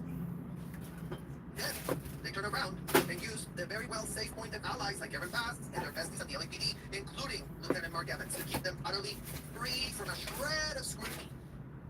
No, nothing to see here. Everyone's having religious experience. We've been told ad nauseum that it couldn't be more religious. It couldn't be more about doing something to really save our world.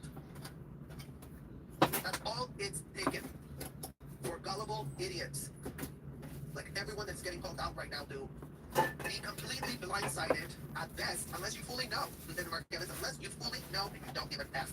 We'll still give you that level of idiocy, of plausible deniability for yourself. This lady Marisol is very good at her job. Because you know what? Her OSA handlers are very good at their job. Oh yeah, make it look real organic, Marisol. Just go tell them they just haven't been booking anything, but you really want to research a role. Let me just do some research. Let me roll around in, like, you know, the LAPD cars. That's what Marisol Nichols is.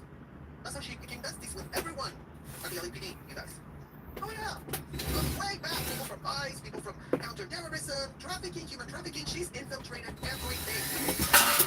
Because that's how the LAPD is. They can be infiltrated in a second. They blink their eyes and they're already bamboozled. Oh, you're in Hollywood. Oh my God, can I get your autograph? Can I appear in your podcast?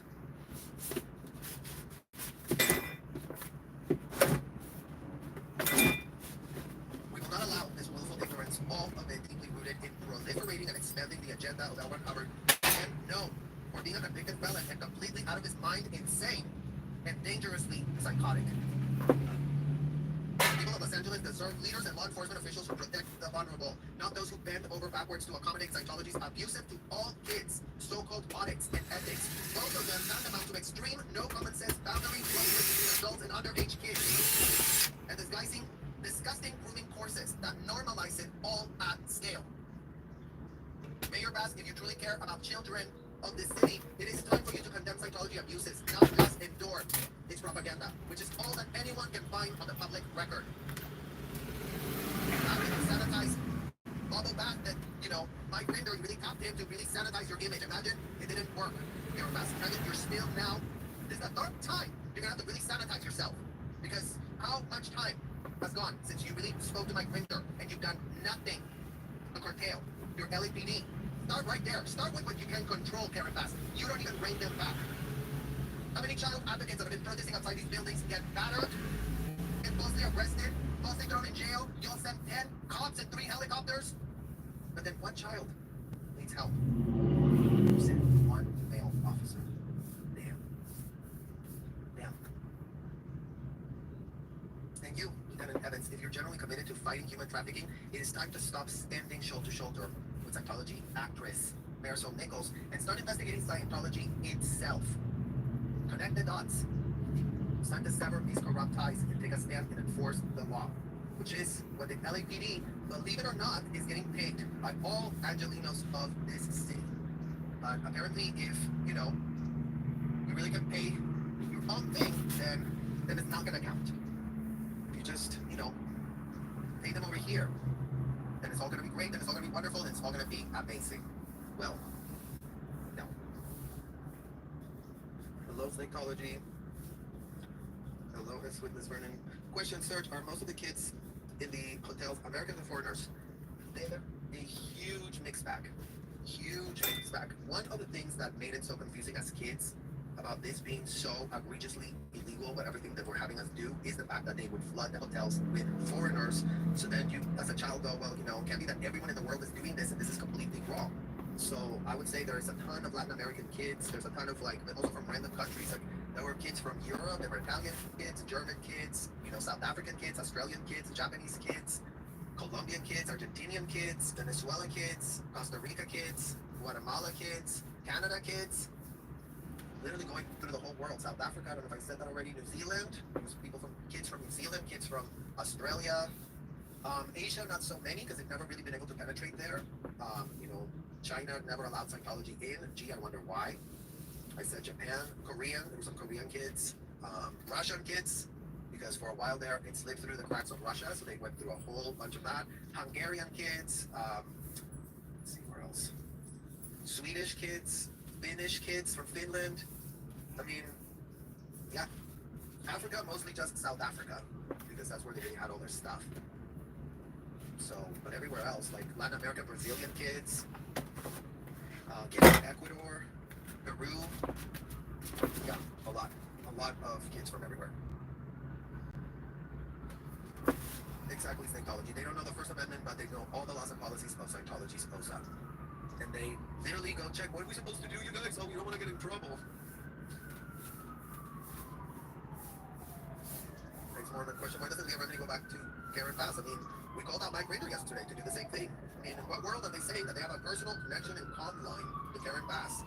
And they really briefed her and told her everything she really should be worried about, and how many child advocates have already been falsely arrested, falsely detained, battered. They're nowhere to be found then. So, yeah, they should really do a lot more of the actual heavy lifting and not just try and get endorsements for themselves for PR purposes.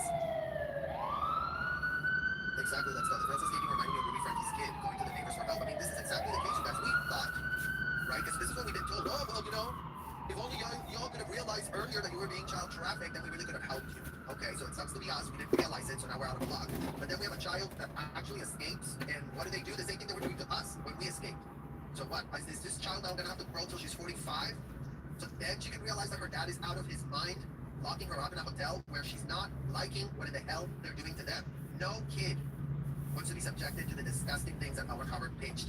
No kid would ever want to do that. The only reason the kids say that they like it is because they're groomed to acquiesce to that level of dysfunction.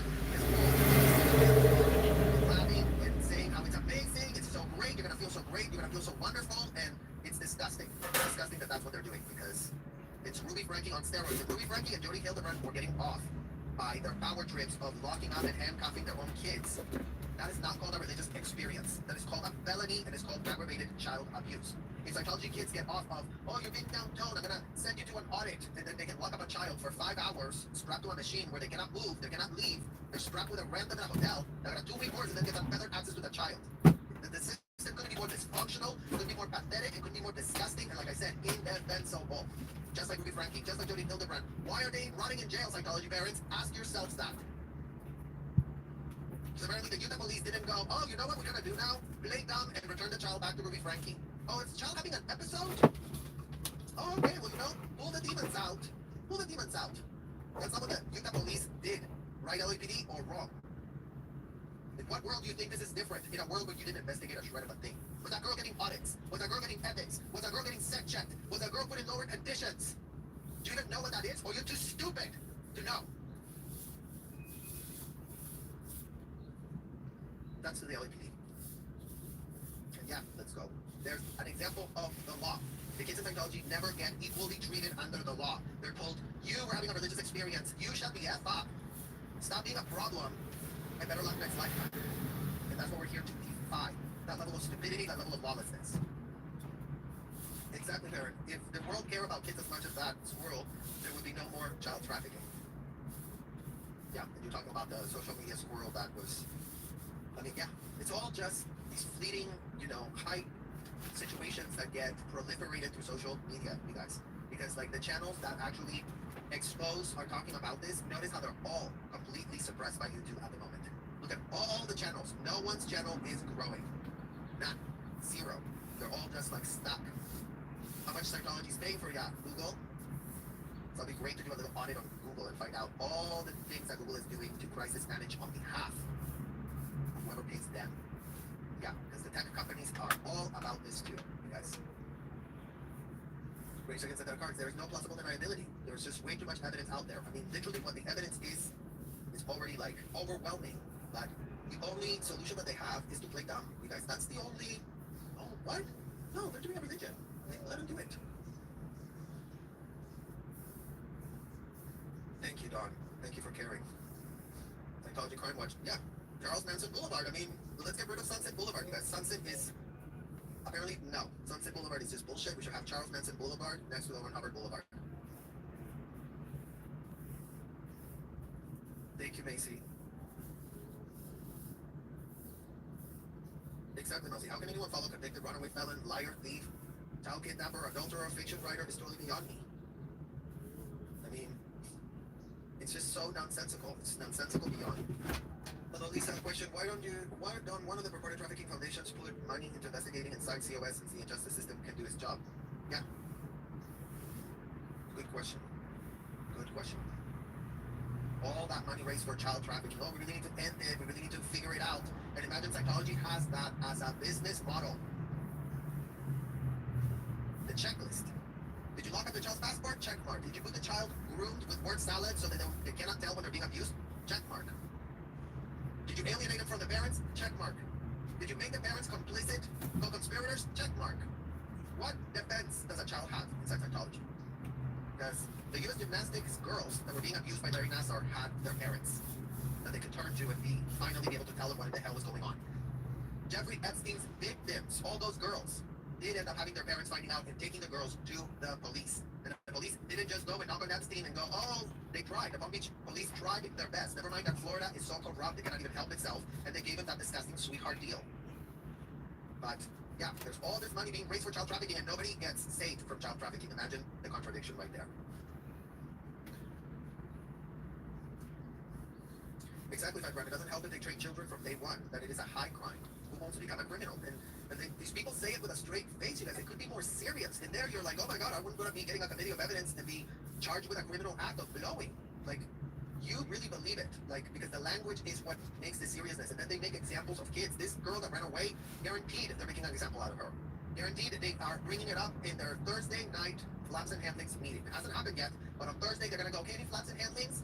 Yeah, HCO, yeah, we had an underage child run away out of the blue building on Saturday, and it was caught by all the streamers, and she was a disgusting degenerate, and she's a degraded, she's a blower, she's a suppressive, she's under ethics investigation, her dad did recover her, the LAPD hooked us up, and we're gonna really figure out how we never allow for a child to escape again.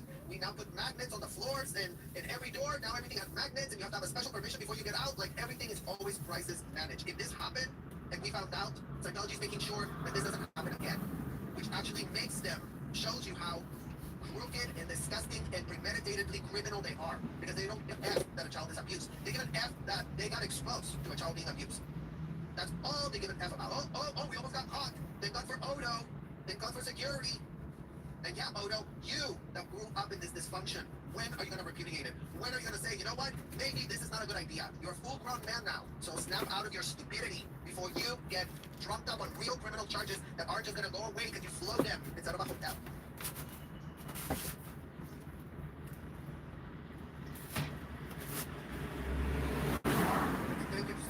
Yes, I've said this repeatedly, and this is firsthand.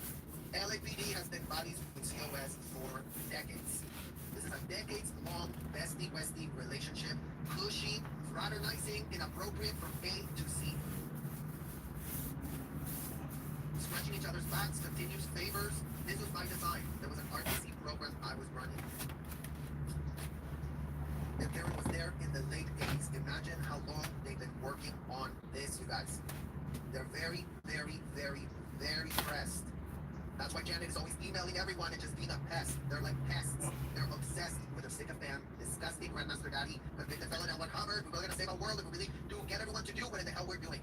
So imagine the crooked, disgusting, indefensible stand. And if you go and enslave all kids in the world, if you go and tell all kids that they're literal adults, then that's how the world's going to get better.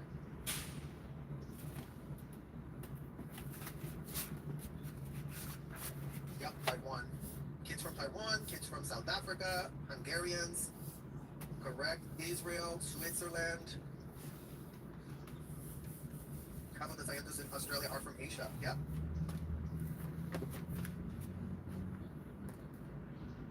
UK, yep.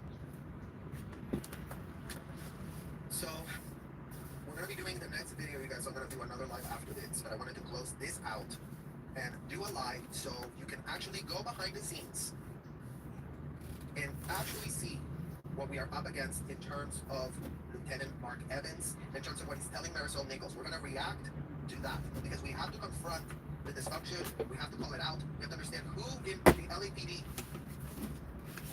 is responsible for doing this and who in the LAPD is not doing it. Because, you know, thanks to Marisol Nichols, now we do know who it is. So thank you for liking. Thank you for subscribing. I will see you guys very shortly. Bye-bye.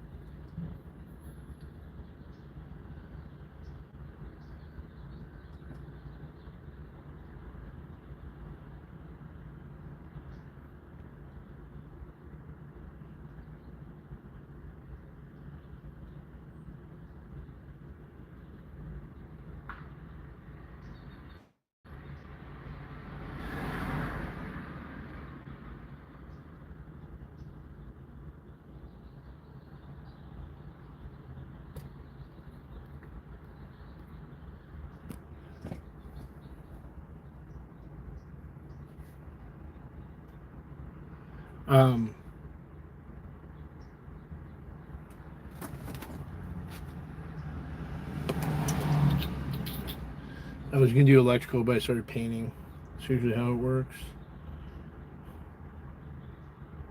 Go with all good intentions, and then I just don't do it. Ba, ba, ba, ba, ba. You know, these streams, some of these streams are just like interactive chats where the information, where people could flow from streamer to streamer. These streams are informative in sense of the people that they capture. Uh-oh. Is this poodle guy?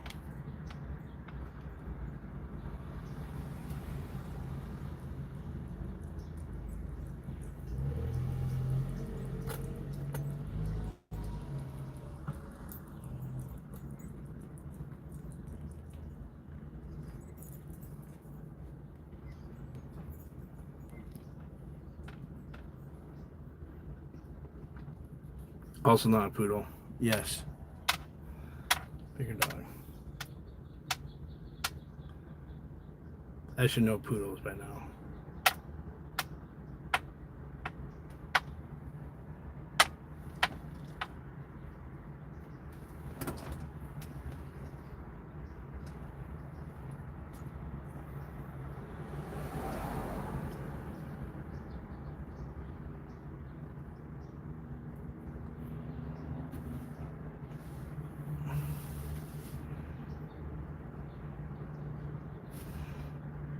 Yeah, that's a good point.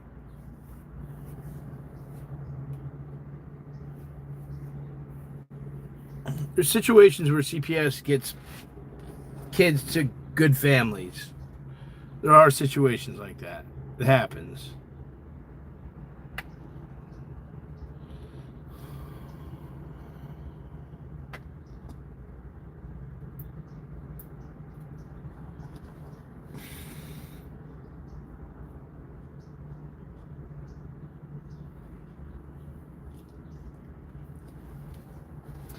Alright, yeah. The painting all done. I gotta switch over to white. Hit up the white, let the purple dry.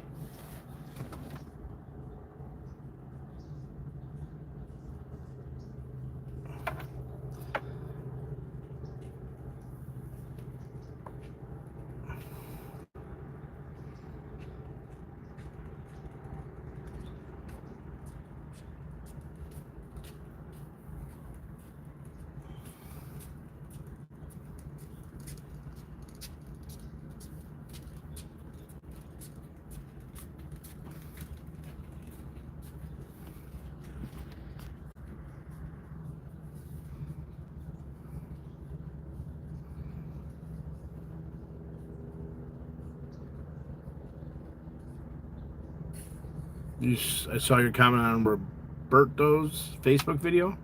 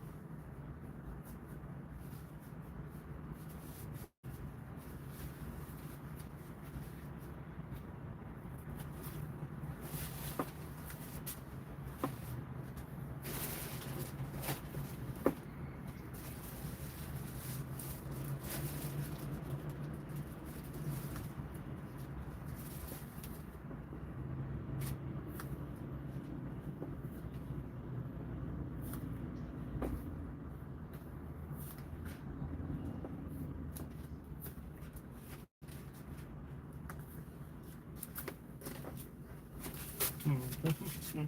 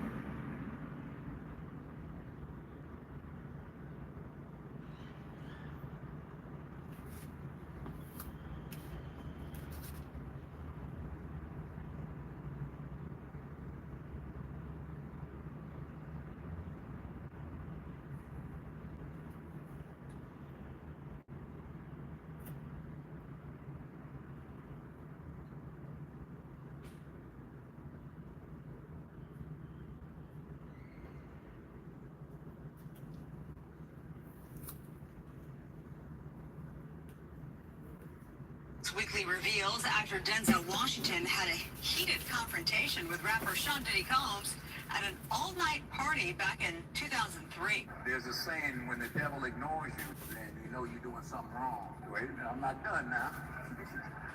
You know, the devil goes, oh no, leave him alone, man. He's my favorite. right. Rather him. Yeah.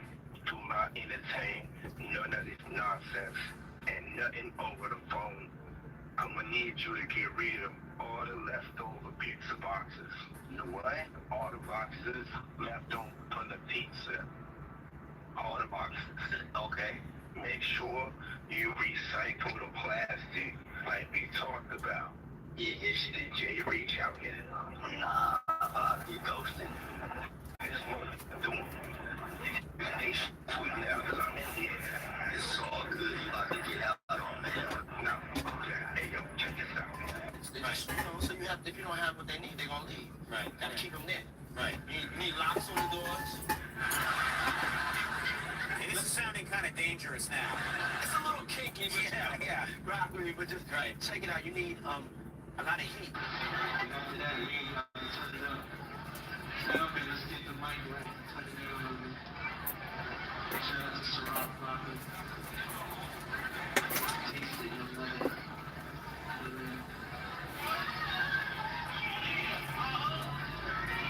I think I made my point clear. So, the child welfare coming here in 30 minutes, that's on y'all. My kid's downstairs. In 15 minutes, the kids have to go. Thank you very much. What if I told you there's proof Diddy performs strange satanic-like rituals on his party guests and had his guests worship the woman? Then, everyone proceeded to eat food right off of her body.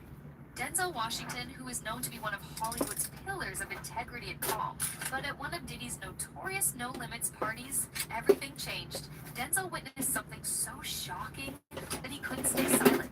Now, the whole internet says he didn't just walk away, he has evidence. And now with Diddy facing serious charges, there's a question no one can answer. Did Denzel hand over footage to the feds? And what he saw during these parties that made him lose his cool? Now, for those who don't know, Denzel is a Hollywood legend, known for his unwavering morals and for staying far away from scandals. But back in 2003, at one of Diddy's infamous parties, something happened that left him shaken. These weren't just any parties. Diddy's gatherings were known for their exclusivity excess and outrageous behavior. But on that night, even the unflappable Denzel couldn't remain calm.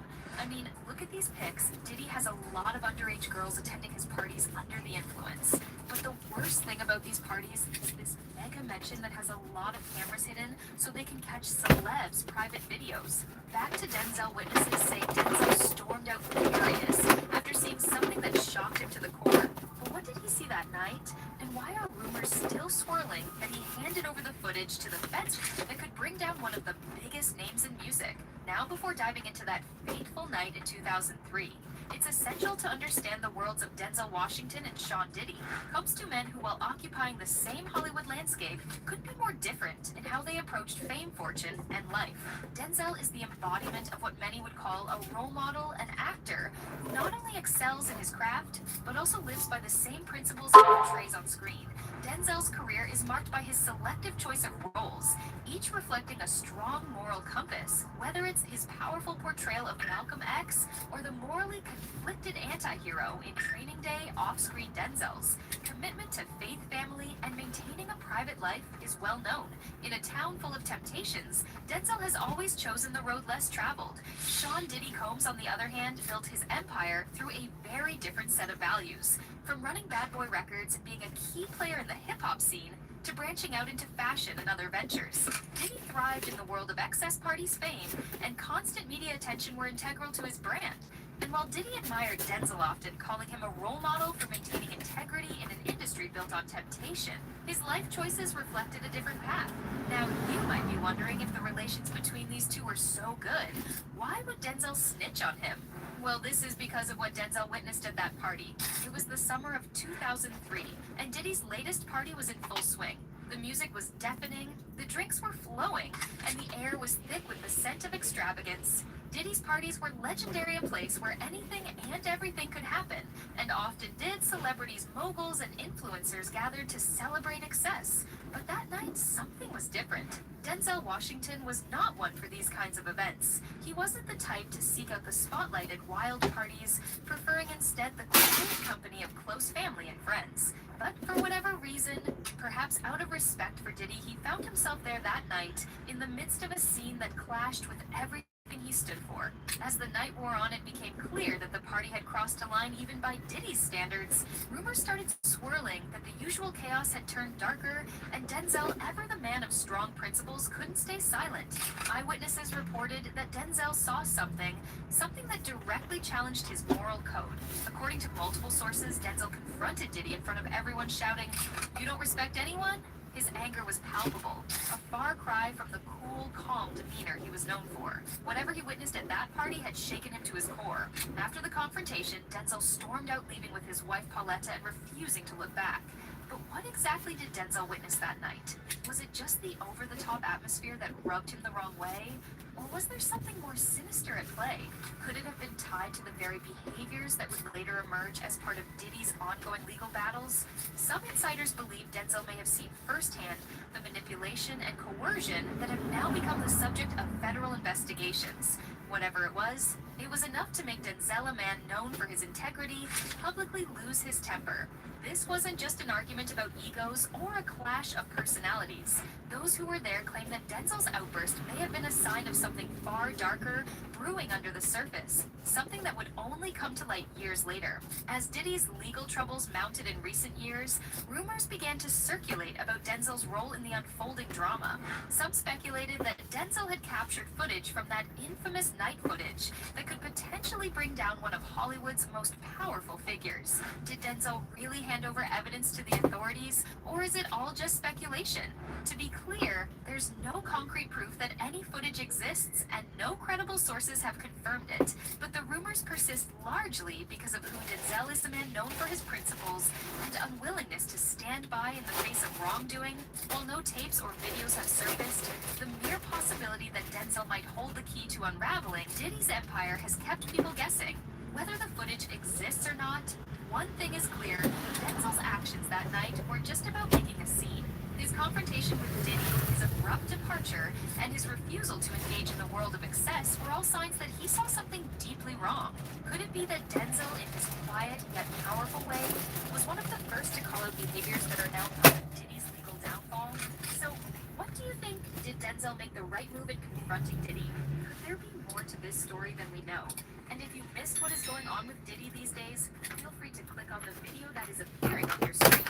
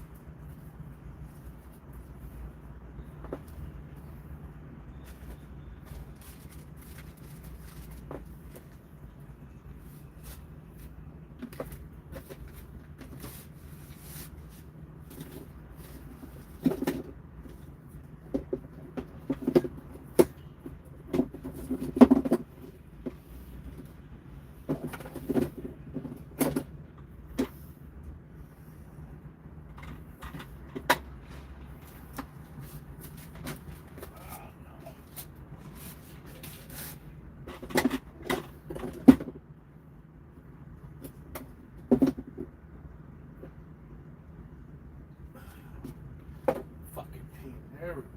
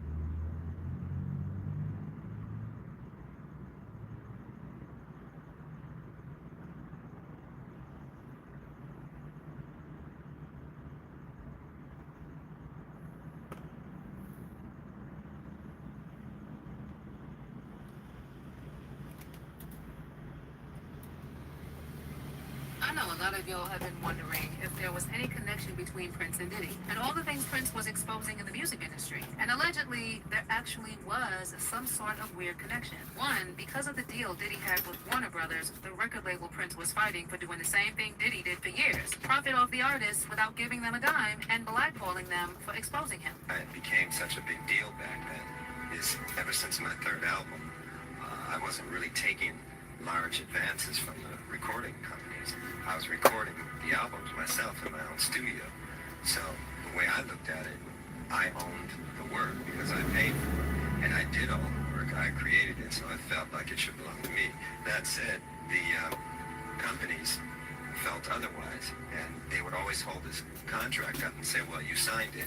And I say, well, I understand that. It's not like I want to leave. I just want to, talk about this thing and see if we can't make it more fair. Of course, they wouldn't change because if they changed, they wouldn't really exist. And that's kind of the situation we're in right today. They're not going to exist much longer. It's not like we're against them or anything like that. The idea is that we find better ways of working with one another. It shouldn't be a situation where they own the album or the work. We're talking about intellectual copyright. If they're going to be a deed of delivery service, then that's fine. But even FedEx doesn't say that they own the thing that they ship. Number two, Prince actually lent his house to Diddy for his parties, but he never attended the parties himself because allegedly Prince had his suspicions about what Diddy was doing with the free cause. Yeah, the first Diddy party I went to was at Prince's house. So you want to go to Prince's house to the Diddy party where Tyrese is performing and Demi Moore and Ashton Kutcher are swinging on swings. That is what's happening on the other side of the wall. And so the one thing that makes this party different than a Jamie Foxx party or any other celebrity party that wrangles a bunch of young women or guys or whatever too, is that Diddy didn't let you bring your security in the party. Number three, Prince's estate was also involved in a lawsuit with Jay-Z, who happened to be very tight with Diddy before his lawsuit. And the issue was that Jay-Z was distributing Princess's music on Tidal illegally. Well, unfortunately, it never ends well for the people who expose the likes of Jay-Z and Diddy. And record labels like Warner and Prince tried to warn us. Get seated, loves, because things are about to get even more insane with all this Diddy madness. You see, the thing about Prince is that when it came to ownership of and control over his music, Prince waged a career-long battle against any company that he felt stood in the way of artists' rights and money. And allegedly, he paid the ultimate price for that: death. Whether Warner Brothers was involved with having him unalived or not is still up for debate. But a lot of fans definitely think that they were involved in his death. For a bit of background, Prince was signed to Warner Music in 1977 when he was just 18 years old. And even though the albums he released between 1978 and 1981 did not do that well, he was kept on the label as he was regarded as a musician that reflected well on Warner, which at the time was a company that appeared to invest long-term in serious talent. In 1982, 1 year after MTV launched, Prince released more music, and he went top 10 in the US for the first time and became part of a new breed of musicians who understood the power of the music video as a way to market an artist and build their own iconography and mythology. At this point, fans were copying his look, and by 1984, with the release of Purple Rain, he was arguably the biggest and certainly the most exciting pop star on the planet. Now, since Prince was becoming a greater artist, he was able to set up his own label, Paisley Park Records, which was part funded by Warner, which also handled its distribution. But he started realizing that he was getting less than he deserved, and so he started fighting for his rights. I'm sure he thought it would just be as easy as telling Warner Brothers that he wanted out, but that was hardly the case. Warner Brothers frustrated him because that's what record labels do. Then in the build-up to the release of the Gold Experience, Prince and Warner were at loggerheads over both money and his music. So he decided to take the battle public by appearing with the word slave written on the side of his face. His argument was that he was signed to Warner, and they, as a result, owned and controlled his name as well as any music released under that name. He also dramatically changed his name to that of the symbol and was referred to as Symbol or Squiggle, or the artist formerly known as Prince. For some time, the battle with Warner became worse, and in 1999, in a Paper Mag interview, Prince even spoke about leaving the company, saying, "I wanted to buy my masters back from Warner Brothers. They said no, so I'm going to re-record them, all of them. Now you will have two catalogs with pretty much exactly the same music, except mine will be better, and you can either give your money to WB, the big company, or to NPG. You choose." In addition, he also spoke a lot about how the labels controlled him and other artists in many other interviews, and at award shows, and so on. Well, it's not your game. You didn't make the rules, so everything comes hard. As long is you're signed to a contract. You're going to take a minority share of the winnings. A select few of us will do well. The majority will not. So as a people, we'll be considered a minority. But stop. Let's take a moment and look at yourselves. There's nothing minor about you. You are a blessed people. You're the most talented on earth, and you are still grateful. That is why upon winning in their game, you always thank God. Tonight I would like to ask one favor of you. Imagine what we'll all be like in our own game. Peace and love for one another. Prince was so serious about standing on business that in a move to reclaim his art on the internet in 2007, he announced he was going to take action against YouTube, eBay, and the Pirate Bay for unauthorized use of his music. Well, Prince eventually regained ownership of his name, and he worked out some sort of deal with Warner. But not long after that, he died under very suspicious circumstances. For those who recall, when Prince died, the story was that he died at the age of 57 after being found unresponsive at his estate in Minnesota. At the time, health officials determined Prince died of an accidental fentanyl OD after unknowingly taking counterfeit Vicodin laced with a highly potent synthetic opioid. And he was found in an elevator, the same elevator he called the devil. That, kind of spooked me about it all was, he has a song called Let's Go Crazy. Yeah. And it says, don't let the elevator bring us down. One time when I was with him privately, he said, you know what the elevator is, right? And I was like, no, what's the elevator? He said, well, the elevator is the devil, right? It scared me. I don't like to talk like that, but he said that. And so for me, it was like really haunting when I read that he was found in an elevator. Of course, his death never made sense to anyone because nobody could believe that the famously clean-living Prince died of a painkiller OD. Health problems? That I don't know, right? What I know is that he was really health conscious. He was a vegan. He didn't have alcohol. I didn't know him. He worked out, so, that also really concerned me because it made me think that, wow, so you mean you do all these things to take care of yourself and you die so young? There were also reports that Prince was quite unwell in the weeks leading up to his death, and that he even OD'd before. Apparently, Prince had been showing serious health problems within the previous weeks, having canceled shows and making an emergency landing while returning home with a dose of anti-opiates. But people also said that if that was the case, why wasn't he under the care of a physician after allegedly ODing less than a month prior and clearly being in poor health for some time? The fact that Prince was not being treated by a doctor was very odd, as it seemed to be likely that to obtain tour dates, there would have to be an understanding that he would be capable of performing to prevent unexpected cancellations, especially at larger venues. Something else is that Prince knew they were coming for him, just like the machine has been doing over the years to people who tried to expose him. In fact, shortly before his death, Prince posted a picture of himself, which also contained a since-deleted message, just when you thought you were safe. And he predicted his death, not once but twice. I mean, during his final appearance at a party at Paisley Park, just after his reported treatment and days before his death, Prince reportedly told attendees, wait a few days before you waste any prayers. Interesting, right? Well, the general belief was that he was definitely unalived, and a lot of people have been saying this, including celebrities like Kanye West. And when it comes to Kanye, we have had people say that Kanye West is like a modern-day Prince because he fights for the same things Prince fought for back in the day. And nobody, this ain't independent. Yeezy's the only 100% owned, independent, black owned or whatever. I don't want to be owned after this interview, but you get what I'm saying? Like when we sign someone, we don't sign someone. We're signing someone to the bigger Vivendi slave ship, to the bigger universal slave ship. Right. Y'all saying, oh, all these tweets is crazy. You know why Prince gave me the song Jail? Because he liked what I did. He's like, I like what you did with them contracts. You said Prince gave it to you. Right. Man, he definitely. Guess who's going to jail tonight? You know what I'm saying? That Gemini spirit. People who know, because he was on that tip. Yeah. Just people don't know. You talk about Prince. Yeah, I'm talking about Prince. Yeah. Prince trying to get away from corporations, disconnect. Prince with the slave on his chick. Slave on his chick, yeah. You know what I'm saying? Michael Jackson, bro.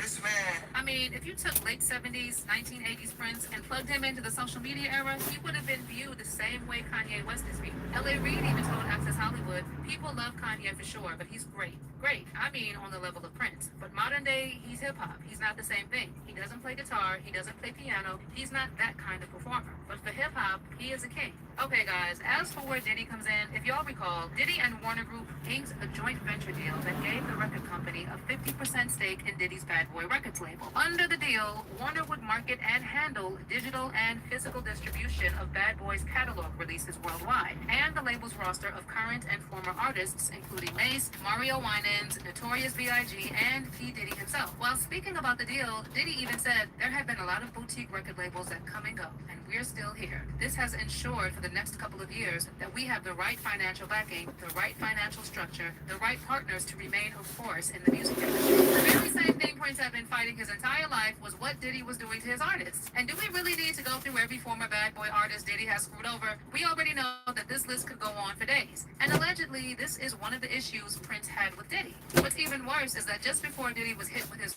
first lawsuit, he had started giving publishing rights back to his former artists, and that includes Biggie, who signed to Diddy's label Bad Boy Entertainment upon its launch in 1993. But his former artists were saying that Diddy had already milked everything he could, and the rights he was giving back were basically worth nothing. And it's funny, and then you move on and you like something that he did on TikTok because he's funny.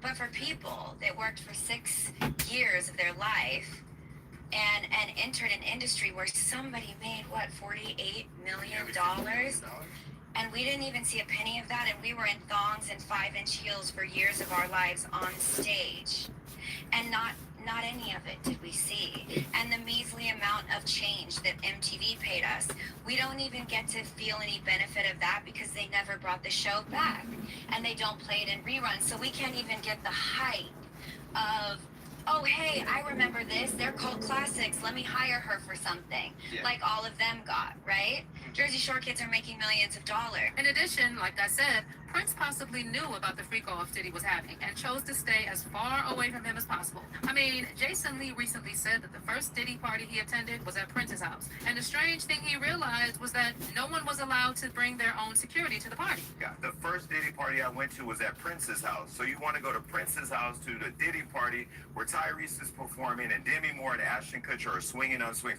That is what's happening on the other side of the wall. And so the one thing that makes this party different than a Jamie Foxx party or any other celebrity party that wrangles a bunch of young women or guys or whatever too, is that Diddy didn't let you bring your security in the party. Who knows? Maybe after the party Diddy held at Prince's house, he realized exactly what was going on and cut ties. Now let's touch a little bit on Diddy's former bestie Jay-Z and how he was involved with Prince. Allegedly, when Prince was having all his problems with Warner, at one point he put his trust in Jay-Z because he thought that Jay-Z had the interests of his artists at heart. So he worked up a deal with Tidal, a streaming service substantially owned by Jay-Z's company, Roc Nation.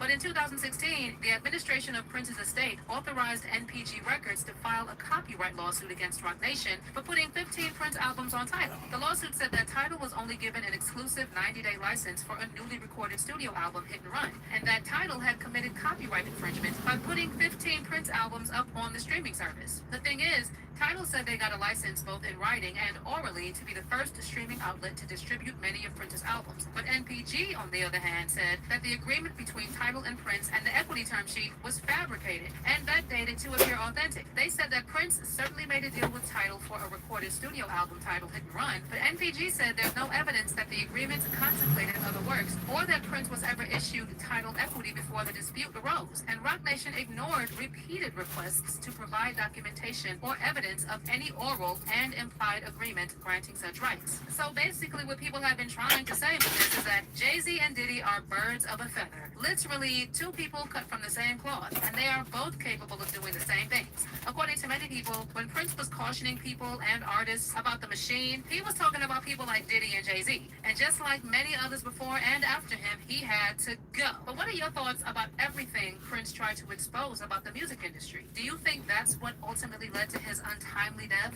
Sound off in the comments section below.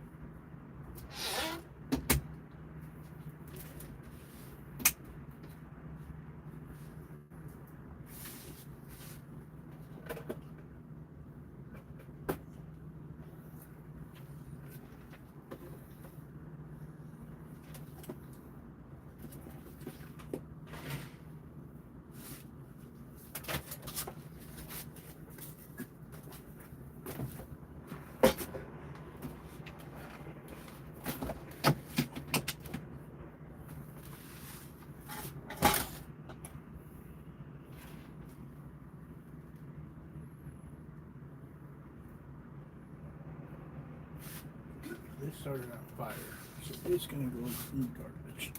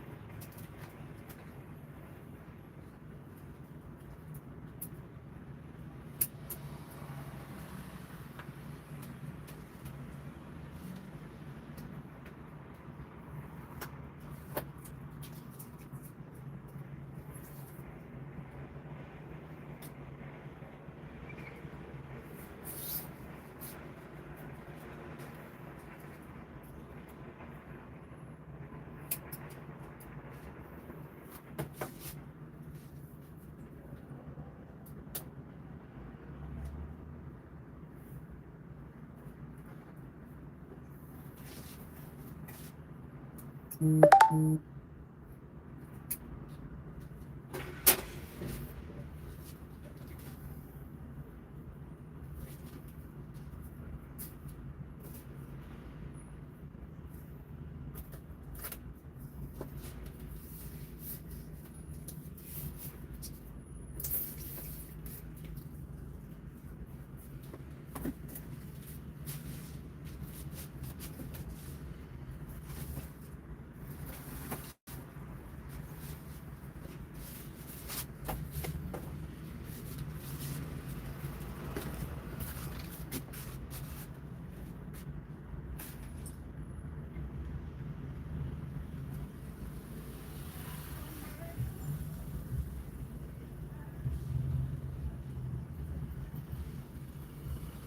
by the time this interview drops, this is gonna be out in the ether for sure.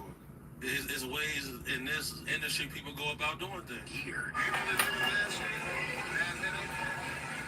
That's number one for an interview.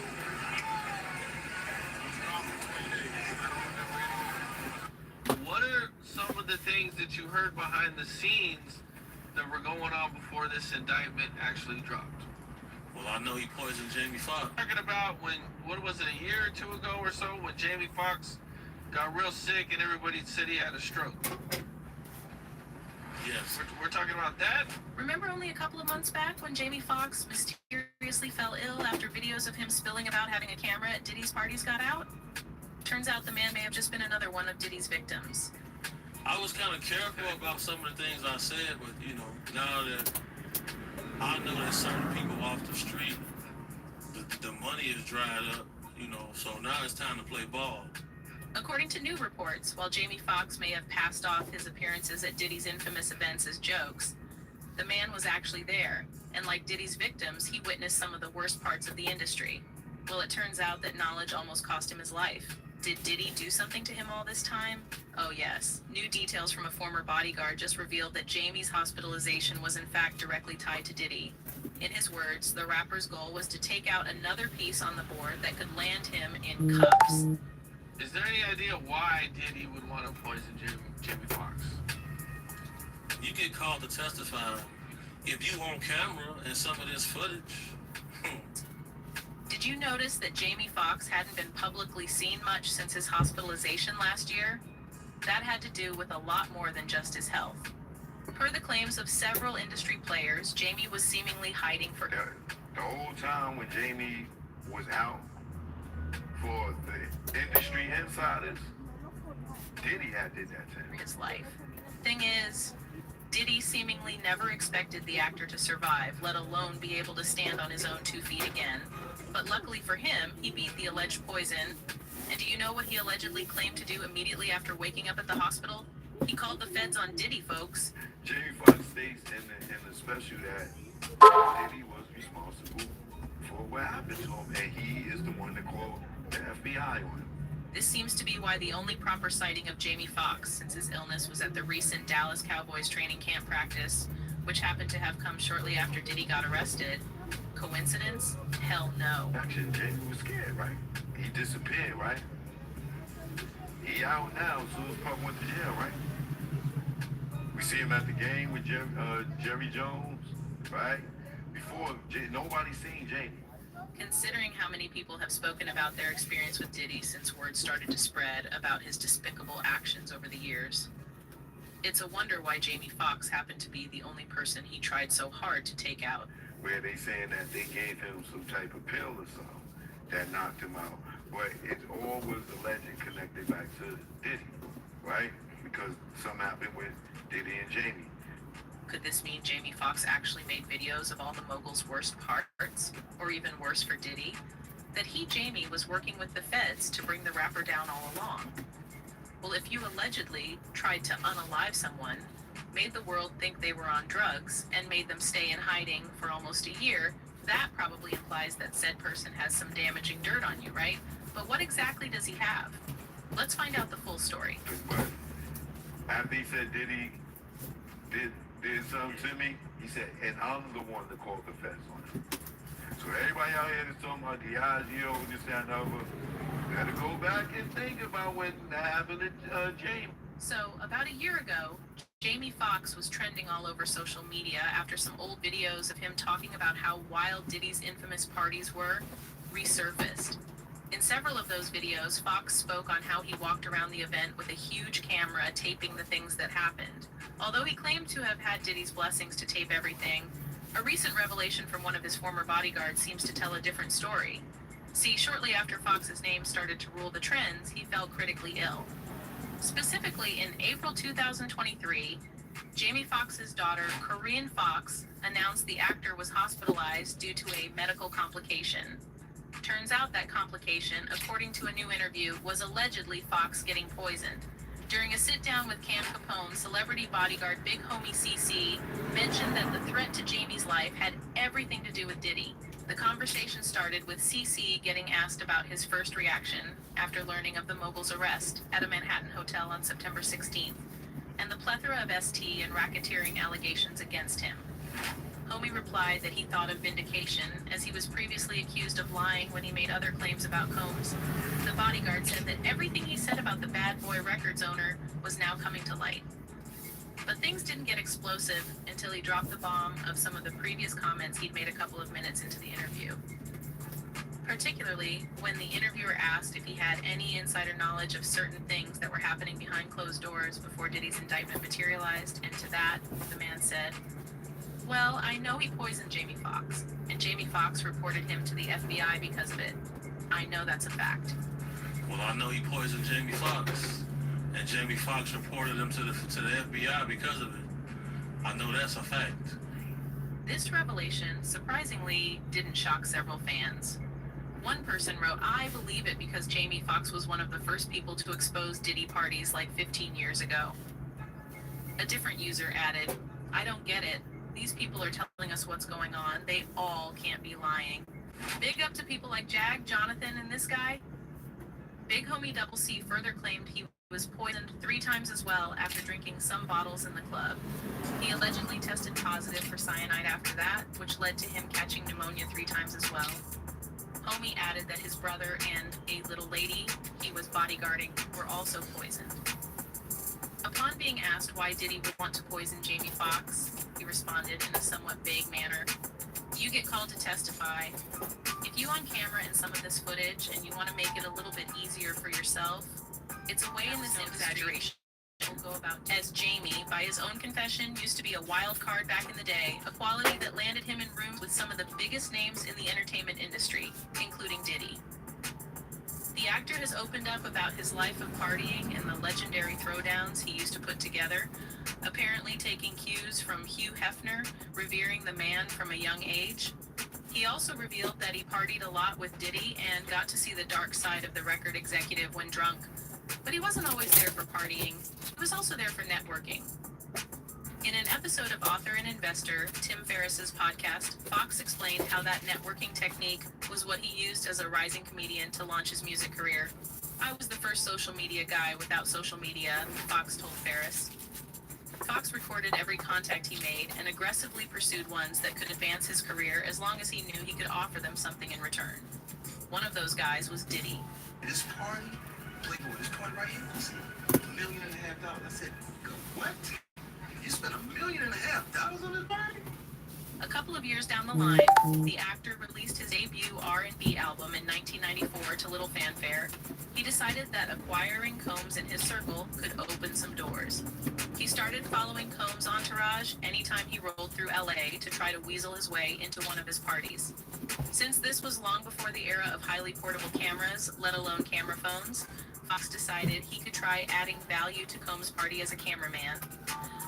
One day, he followed Combs to a club and asked him at the entrance, giant VHS camera in hand, "Yo, Puff, can I record?" Combs recognized him as the guy from his series to TV appearances and decided to make him his personal videographer for the night. Fox's scheme worked, and Combs called him to film more parties over the years. You're the most incredible rapper in the world. And I was trying to get in music at that time, so I would throw parties for a reason. Because Puff was so famous with music, I had a studio in my house. It was during these parties that he learned, witnessed, and experienced what we believe got him bedridden, something the award-winning comic still hasn't opened up about. Thankfully, several other celebrities with insider knowledge, even besides his bodyguard, have opened up about just how much Diddy was most likely involved. The person in question is Choke No Joke. The artist, producer, and director recently claimed that Jamie Foxx and Sean Diddy Combs' friendship has gone sour amid the latter's ongoing legal troubles. Choke No Joke sat with Hype Plus on October 8th and claimed that he witnessed the filming of Jamie Foxx's forthcoming Netflix special based on his medical emergency last year and alleged that Diddy may have had a part to play in it. There's been a rumor that the whole time Jamie was out for the industry insiders, Diddy had did that to him. They told Jamie to chill, he didn't chill, and allegedly Diddy and his security beat Jamie A's, and that's why Jamie was in the hospital, Choke No Joke claimed.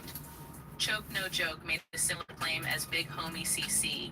He accused Diddy of having something to do with Fox's mysterious health complication.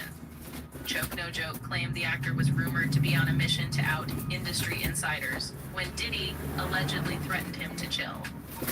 Choke No Joke added, he didn't chill, and allegedly Diddy and his security beat Jamie A, and that's why Jamie was in the hospital. Jamie Foxx later hosted a 3-night comedy special tagged What Had Happened Was on Netflix, where he attempted to address his health scare through jokes. But if Choke's words are anything to go by, those comments were everything but jokes. When specifically asked whether Foxx was joking, the industry insider mentioned that he didn't think it was a joke, and added that it was for the audience to decide when they see the show. Choke No Joke shared that while he was new to the comedy genre, he could understand well enough when somebody was making a punchline and when they were serious. New comedian, right? I've learned and learned from game. I know when somebody's setting up a punchline, and I know when you're serious. All of this paints the picture of a deeply fractured relationship between Diddy and Jamie. But this wasn't always the case. If we turn back the hands of time just a little, that becomes slightly clearer. Around the time Jamie started filming Diddy during his infamous parties, the actor actually threw Diddy a party to try to impress him. In 2001, Foxx was filming one of Combs' parties in Philadelphia, he says, when Combs took him aside and said, "Yo, money, you know how much this party cost? It cost $1 million for this party." Foxx said he told Combs he could throw him basically the same party at his house in LA for just $400. A few weeks later, Combs decided to take Foxx up on his challenge. The then young actor and upcoming singer dug into his archive of contacts and reached out to all of them, from socialites to celebrities who appeared at his shows. It was at this party that Foxx started using another networking trick, which ultimately led to chart-topping singles. From partying together to alleged unaliving attempts, how times have taken such a dark turn for these men, right? However, seeing as Jamie is hale and healthy and Diddy is sitting in a dark cell somewhere, most people might agree that Jamie won. In fact, Choke actually spoke about how calling the feds on Diddy may have seemed like the actor was trying to get back at Diddy. But this, according to him, wasn't exactly the case. Then, in response, Jamie responded and alerted whatever activity Puff had going on to shut him down as like his get back. Choke believes the reason Jamie did what he did was expressly to protect himself from Diddy. Even the fans were shocked. One person wrote, "What would make him come up with something like that unless it's some truth to it?" This begs the question of why and how Jamie had the feds on speed dial in the first place. Could it be that Jamie had been working with the Fed all along? That may not be the most far-fetched thing. As one fan previously mentioned, Jamie is one of the first people in the industry to speak up about Diddy's parties. I mean, the man seems to be the only one on record to have actively filmed the alleged debauchery Diddy's parties are known for. Knowing Diddy, and what we've seen of him in the past year with the allegations and what we saw him do to Cassie, it's obvious Diddy has always been capable of the extremes. Taking Jamie out, the only person with damning evidence against him, may have just been one of the many times Sean Diddy Combs has shown his true color. Well, seeing as he survived, Foxx may just be the first person to take the stand. Who knows? That's it. Goodbye.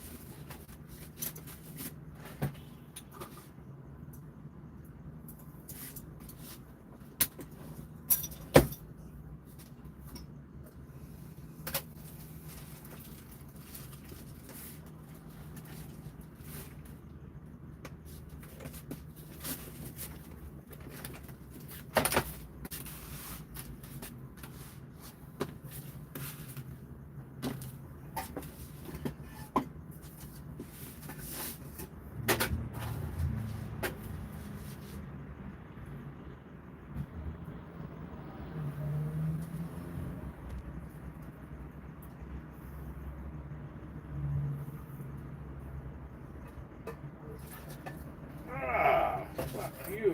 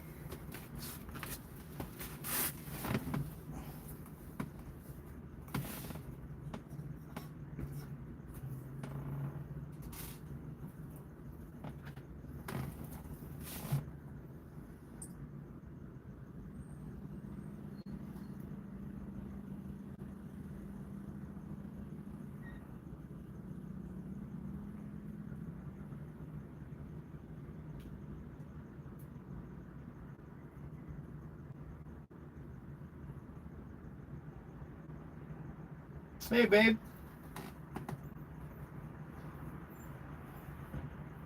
Slowly coming along. Like, it feels like I never get anything done, but like it's actually starting to look high and tight in here. Allegedly. I made some tea. Paint there. Got the purple painted. Oh, there's a fucking bag. Damn. The whole time. Very cool.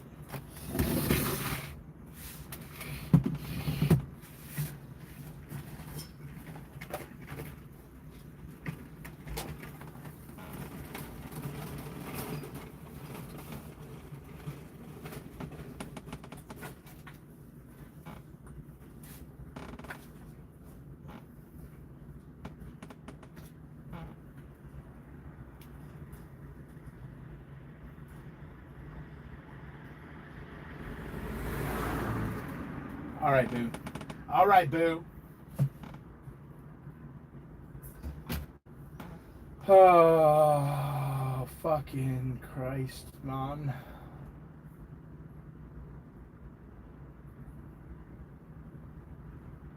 I finally feel like there's a light at the end of the tunnel over here, so that's a good thing.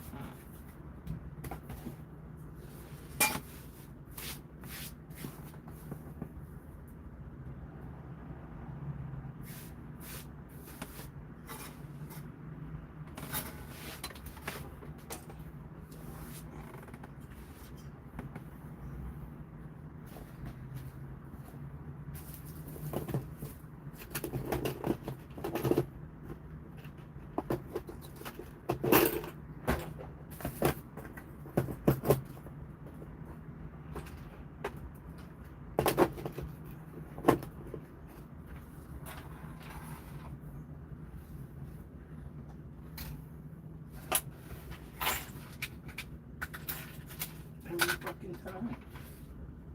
Why?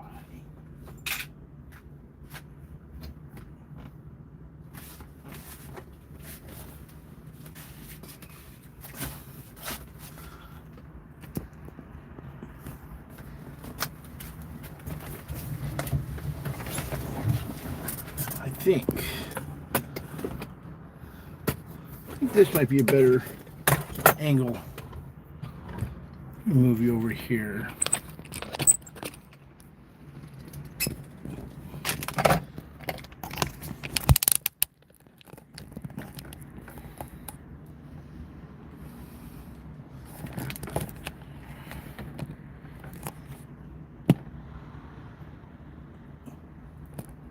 Whoa, how'd you get a wrench?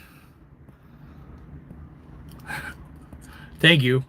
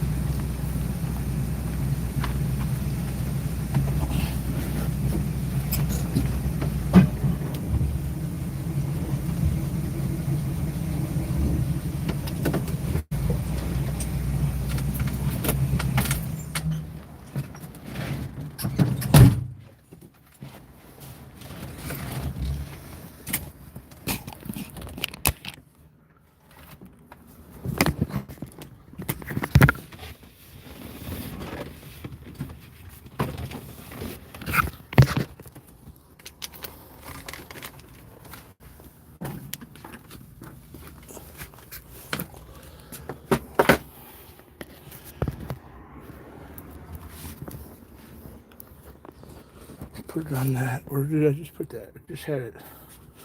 I already shifted that quick, huh? Okay. Bring it up there. No.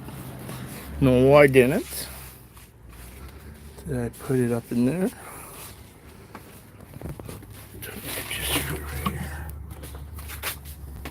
You know what? I just came back.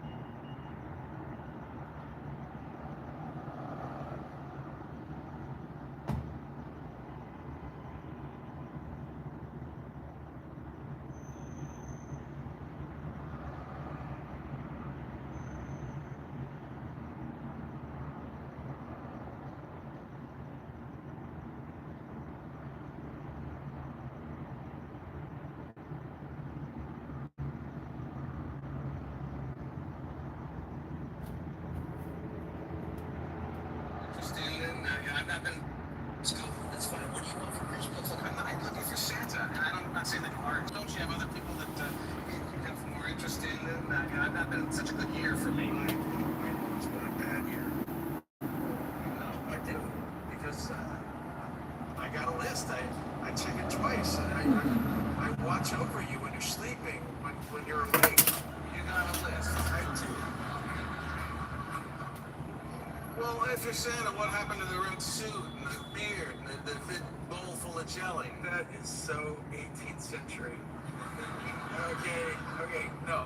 The thing is that Santa's got a brand new bag, okay?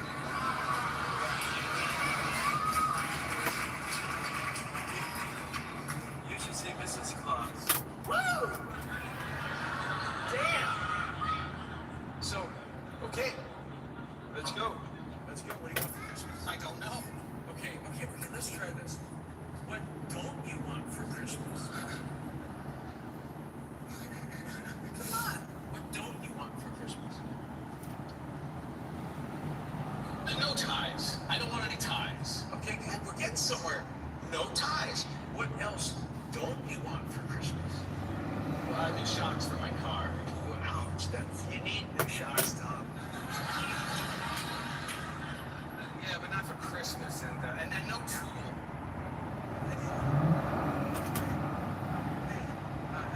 No tools. I don't want tools. Okay, look, that's a whole category. We can remove it right from the list. No tools.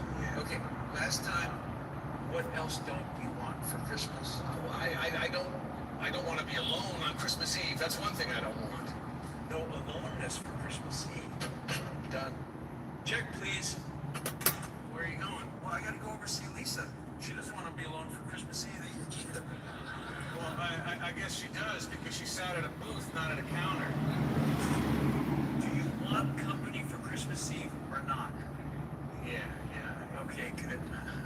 I'll get your coffee. Oh, thanks. Hey, do you still do the cookies and milk? Or is that changed? No. You know what I would love? I would love like a cigar. Maybe a cohiba and a little espresso. Not Starbucks though. No. What else you got here in LA? Coffee bean. Coffee beans, good. Pete's good. Yeah. Okay, how about a little biscuit with that? Yeah. I'll do the best I can. Thank you. Hey, you know something? Do you know those two kids, John Travolta and Olivia Newton-John? Yeah. Well, guess what? They did a Christmas CD. Who'd have thought it? There you go. That's for your stocking stuffer.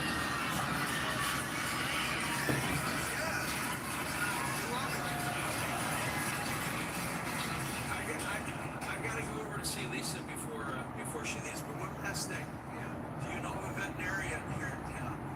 No. Oh, that's too bad. Puppies are sick.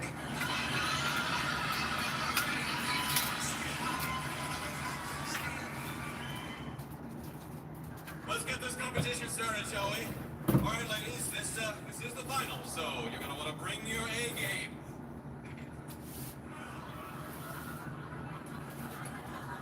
As you know, the items given to you tonight to wrap have been selected by our panel experts, and your wrapping will be judged by 3 criteria: paper selection, folds, and taping. Speed of wrapping is also an important element in judging tonight. Wait, bring out the first item to wrap.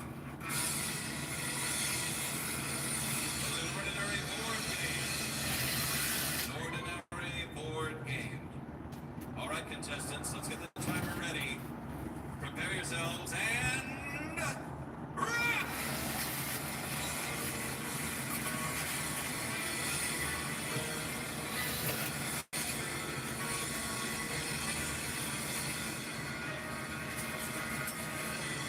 She's done! Let's take a look. That's phenomenal. I'm done. Priscilla, that was sensational. That was a close one, except for the time factor. Now, let me inspect that. Wow, Priscilla, nice job. You very festive. Brilliant. Nice work on the creases and a very economical use of paper. That is a sensationally wrapped gift. Thank you so much. Thank you. Yeah, and, all right, let's see. I'm not so sure about the paper choice. It's a little, 4th of July, and I hate to say it, but they don't line up. It's not line up, and taping is not that easy. I'm sorry. still on, so you have won. Round one of the compulsory.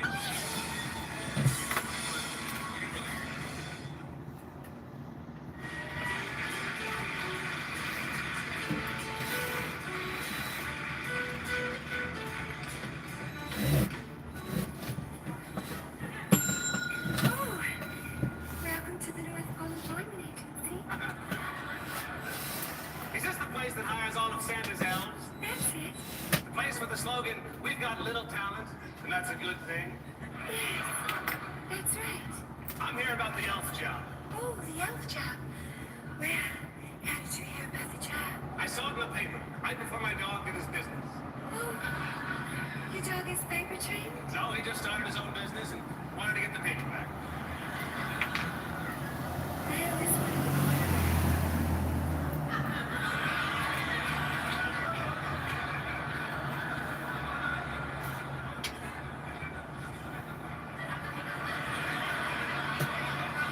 That's it. Well, that came out of left field. I won the coin toss, remember? Right. Now, about this job. I may be tall, but I've got a very short temper. That's good. I don't know, you're just so statuesque. Oh, glad you noticed. Part Irish, too. Well, do you have much experience with toys? Oh, of course. I've been playing with them since I was a kid. Interesting. Well, the educational ones. But mostly they were just fun. What kind of work did you do before? I was a short order cook. Sure, that's good. Yes. When did you leave that job? I got fired. Oh, fired? Yes, I stuck my sleeve too close to the stove. Oh, and that's how you lost the job? Yeah. And a nifty little jacket, too. Well, do you have any references? My mother. How about someone who's not related to you? How about you? We've only just met. Perfect. Because once people get to know me, they wouldn't hire me for any job. Oh, okay, I'll be a reference. Great. Now, will I have to work with reindeer? No, but you might work with some snow, honey. Reindeer?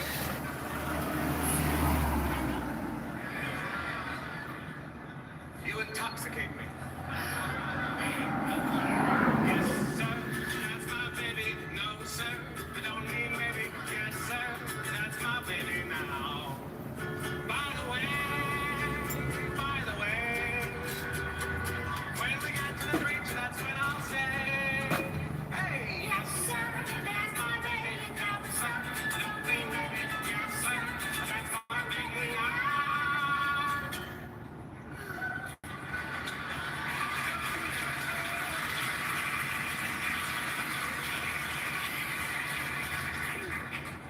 By the way, what's your name? Well, you don't have to be rude about it. No, that's my name, silly. Oh. What's yours? Timothy Robert. Ooh, 2 names. Were your parents expecting twins? Yeah. But then it turned out to be just my brother. We're 10 minutes apart. 10 minutes? Yeah, you should be here.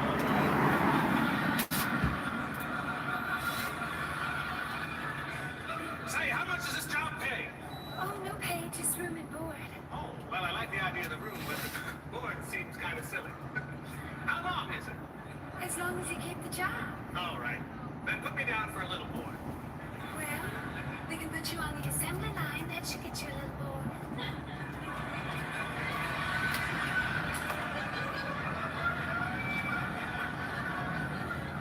When can I start? How about last week? Oh, I was hoping for something a little sooner. Oh, you drive a hard bargain. Actually, it's a late model Plymouth. Would you like to have dinner sometime? Absolutely, I have dinner every night. I meant dinner with me. Oh, I'd love to. Shall we go? Where? To dinner. Oh, I already ate. Maybe another time. No, one meal's enough for me.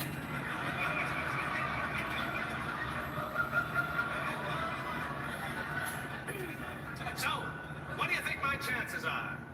I don't know. I never listened to Johnny Mathis.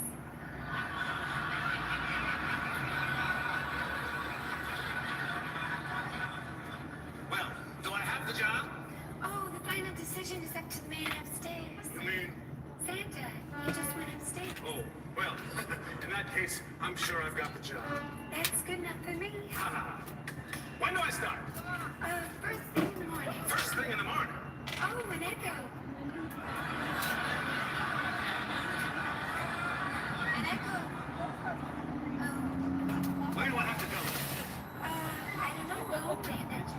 No, not now. I mean, in the morning when I report for the job.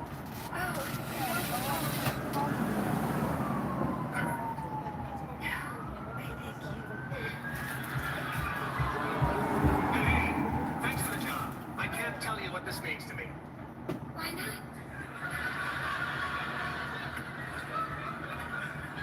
Some people ask why not. I ask why. Why not? Not. You're so eloquent. Oh, well, you're not so bad yourself. Well, see you around campus. Not if I see you first.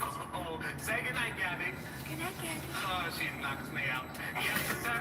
That's my baby. Don't sir. Help me, baby. Yes, sir. That's my baby now.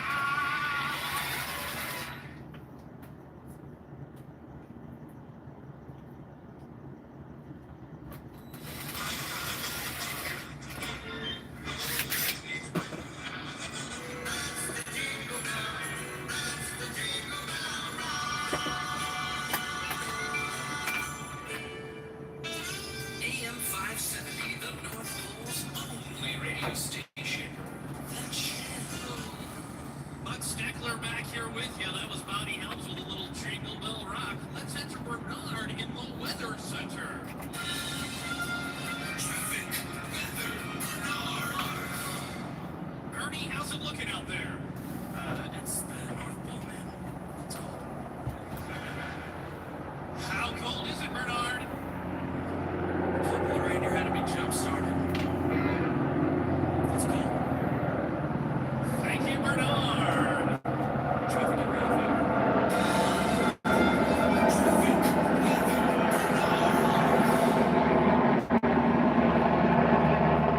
Sending a shout-out to our sponsors this hour, Michael's and Mistletoe. Don't forget, hanging above the door so people will know what we're kissing them for. Michael's and Mistletoe.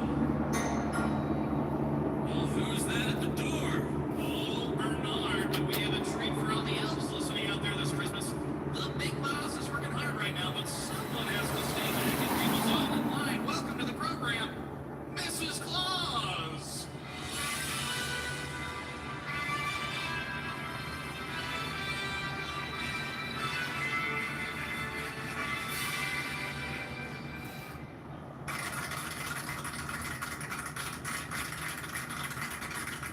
Good evening, Mr. Steckler. I brought you both a nice plate of freshly baked cookies. Well, thank you, Mrs. Claus. You look so wonderful this holiday. So young and vibrant. Oh, thank you. And the gray reading glasses are really for promotional materials only.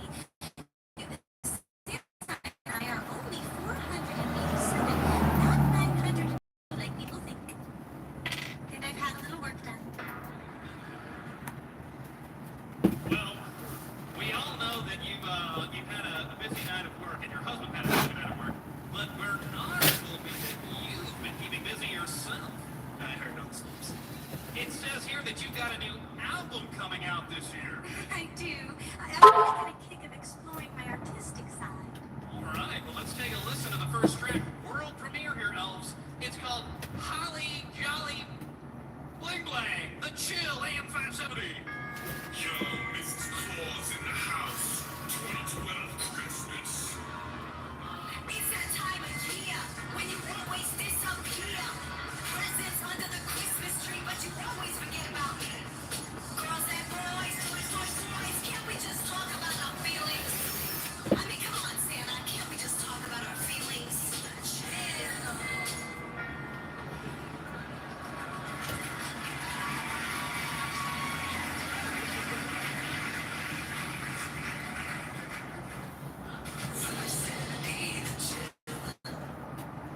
Well, that was very...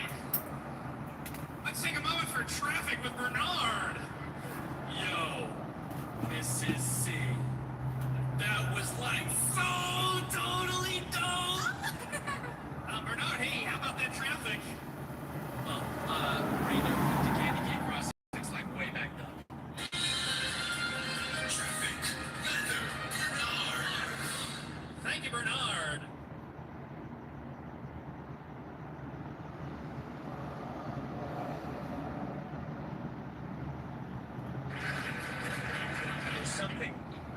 just want you all to know, because you guys are the future. Okay? And from me to you, I just want you to know that I applaud you, your hard work, and I know what it takes, the commitment. And, you know, I just applaud you. I love artists. I know we are the most people, you know, and there's one of my mentors and great teachers said something. He said, L Ron Hubbard, he said something, and I really found it to be true, that the culture is as great as its dreams, and its dreams are dreamed by artists. So, from me to you, I wish you Godspeed, and keep dreaming, and I'm very excited for you. Thank you for this time.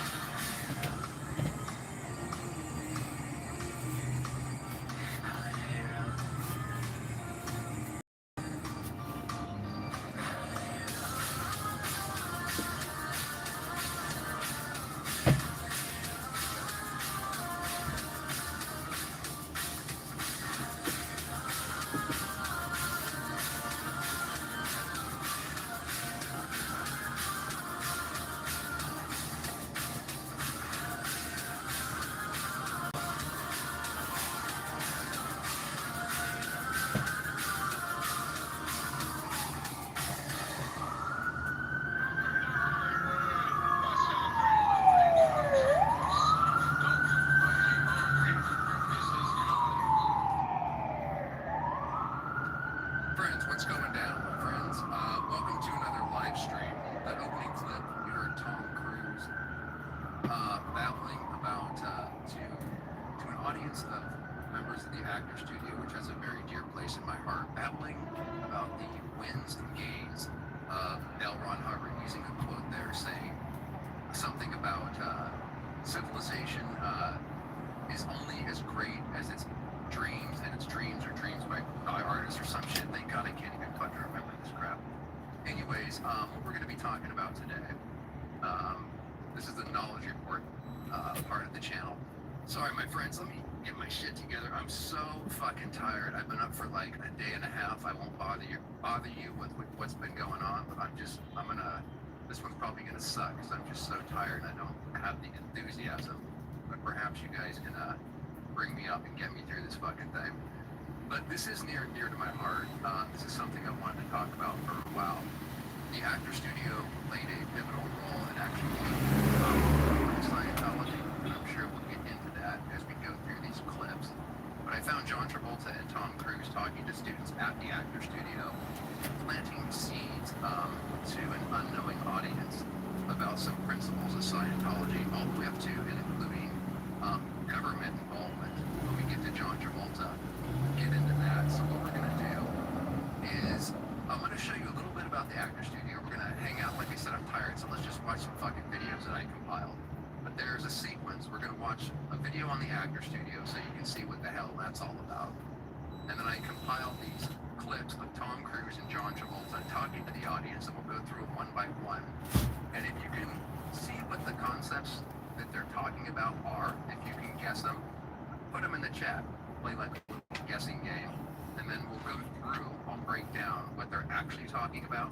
And then we'll go through the ridiculous art series very briefly by L Ron Hubbard about how he pontificates about how to be a great artist because he pontificated and had tech about everything from how to clean windows to how to wipe your ass.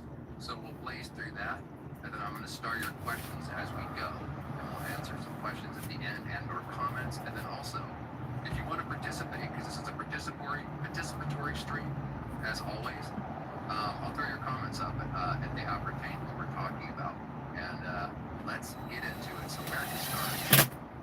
First, a brief introduction of what you, oops, that's the wrong one. A brief introduction of what you saw at the beginning. That's inside the actor studio. And how many of you guys know what that is? That's Mr. James Lipton, one of the most boring, serious, guys who's like, now tell me about the moment when you, he takes acting a little bit too seriously, probably not least because he's a failed actor himself, by the way. But I'm sure you guys know the show where he interviews famous actors, and you don't have to be a member of the actor studio in order to be on that show. In fact, most of them aren't. Tom Cruise and John Travolta aren't, but it's famous for being very difficult to get in, teaching the method acting. It was one of the first kind of places to attract all these stars. Everyone from James Dean to Marilyn Monroe to Martin Landau, who was my acting teacher, who died in 2017, R.I.P. Again, I'll be saying more about this because it's kind of an emotional topic. Anyways, so this is kind of what the actor studio, what you just saw is inside the actor studio. That's the one that they painted. Let's read a little bit of it here. So it's an American talk show that airs on Ovation, and it just tells when it premiered, and then some of the, there's James Lipton, the guy I was just telling you about, and then it just talks about some of the history, but the people in the audience are studio members, or they're going to become studio members, and the actor studio is a membership organization for professional actors, theater directors, and playwrights located on West 44th Street in Hell's Kitchen, New York City. There's also one here in Los Angeles, which is the one that I went to. And the studio is best known for its work refining and teaching method acting. And that's kind of a no-no in Scientology, as you'll see when Tom Cruise is asked kind of what he uses to act in the method acting school at the actor studio in front of all these people. And it was founded by Elia Kazan, Cheryl Crawford, Robert Lewis, and later directed by Lee Strasberg. And better yet, let's just watch an actual video on the actor studio. I'm gonna make him an offer again. If the mark of a great school is the success of its graduates, then the Actors Studio is among the very best. Ben Mankiewicz speaks with Oscar winners Al Pacino and Ellen Burstyn about its truly stellar history. How am I going to play this guy? On this small stage in Los Angeles, maybe 20 feet from a seat bearing his name, Al Pacino tells me about one of his earliest movies. There's some chance you've seen it. I saw this film recently, is why I can remember it. Really? You feel like you got to explain why you know The Godfather so well. For 25 years, I didn't look at it. Put your hand in your pocket like you have a gun. This scene with Pacino as Michael Corleone, he'd be okay. Speaks volumes about Michael's mindset just hours after his father's been shot. He's cool, collected, yet capable of ruthlessness. All of it conveyed without saying D.o.A. Ganja. The secret is the giveaway. Ganja girl. Oh, what up? What up? I was gonna call you, but I lost your number. Oh. Are you streaming right now? Yeah, I'm streaming right there. There, I want to be on camera. Yeah. Hold on. Let me kick it up. I saw you as I was driving past. Oh,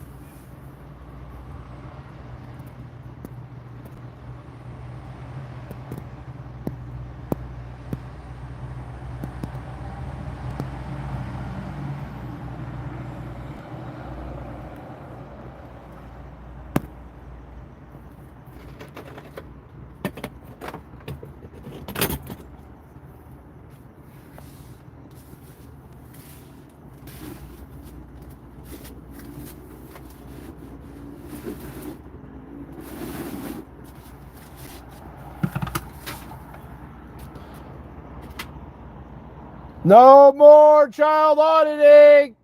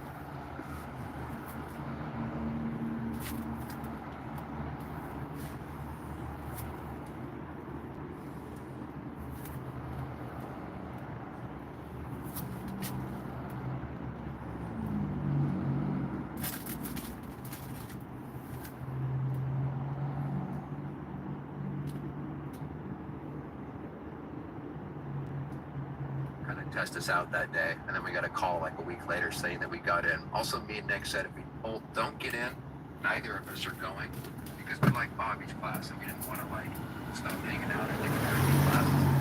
But miraculously, we both got in, and Martin told me, he says, now kid, don't you ever, take this for granted. Nobody gets in this quick and all this. I feel like it was meant to be, goddammit, because the reason I bring this up is because it was at the actor studio where I got away finally from the Scientologists. I've said a million times that once you're programmed, the way that they keep you in is it has to be constant 24/7. This is why they send you mail in the mail all the time.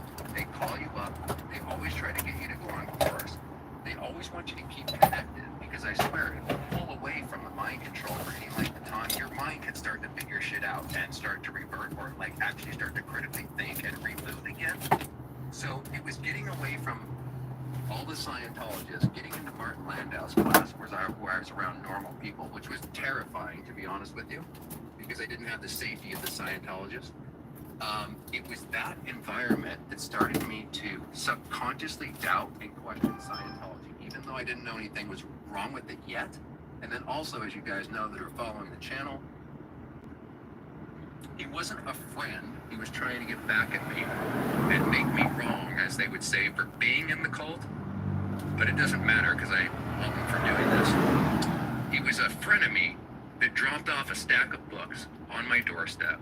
And the very one at the top was Combat the Occult Mind Control by Steve Hassan. I read it in a day, and I was out of Scientology literally within a few hours. And I don't think that would have happened if I didn't get away from, well, of course it wouldn't have happened, because I would have never met this guy, Jamie, who did that. And also was prepping me, being away from Scientologists 24/7, and into Martin Landau's class where I could meet more normal people. So I just wanted to share that. And now we're going to get into the actual clips of Tom Cruise and John Travolta preaching to an unwitting audience Scientology principles. And like I said, we'll watch some of this, we'll watch some trailers and shit, and I'll just break down kind of what's going on here. So let's see if I can do this properly. Excuse me, I have to burp. Okay, so let me try this. So this first clip is from Phenomena, and we'll just play it and take it from there. What drew you to a very interesting movie called Phenomenon? Let me just point out that that's James Lipton. How many of you guys know who this is, and how many of you seen Will Ferrell make fun of this guy? Because he's so damn serious. He is hilarious. But he's the one that asked all these serious questions to the actor that is in front of the audience at the actor studio. Yes. Damn it, I gotta take it back. What drew you to a very interesting movie called Phenomenon? Yes.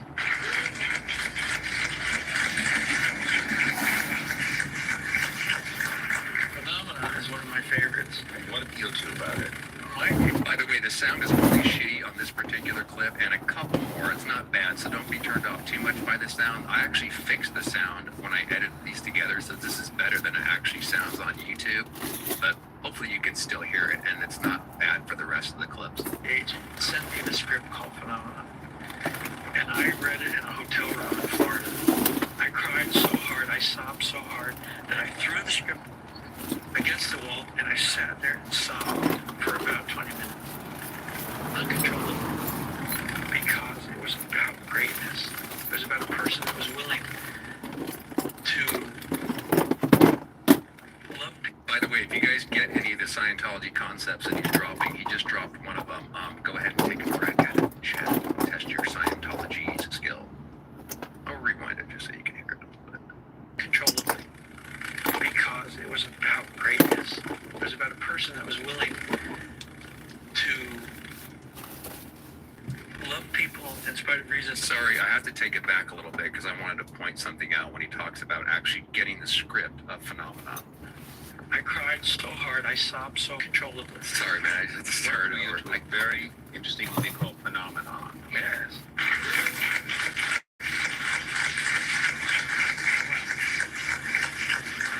Phenomenon is one of my favorites. And what appealed to you about it? My agent sent me the script called Phenomenon, and I read it in a hotel room in Florida. Okay, when he says he read it in a hotel room in Florida, he's talking about the Flag land base, and I swear I can imagine him. I can just see it now, because this is what I did as a Scientologist, always postulating, always thinking about how to get acting jobs, or if I got the right script, it's because I pulled it in. So my guess is he was doing some form of auditing at Flag, maybe even OT7, where he gets this script, Phenomena, which is a total Scientology movie. It's about what an OT, or an operating Thetan, or one that achieved all the way to the top of the bridge, would actually look like in the real world. When we run the trailer of Phenomena, you'll see there's many movies that these Scientologists have done, like Tom Cruise and John Travolta, and even Will Smith. There's the obvious one, Battlefield Earth, where he wants to, Travolta does Hubbard's book.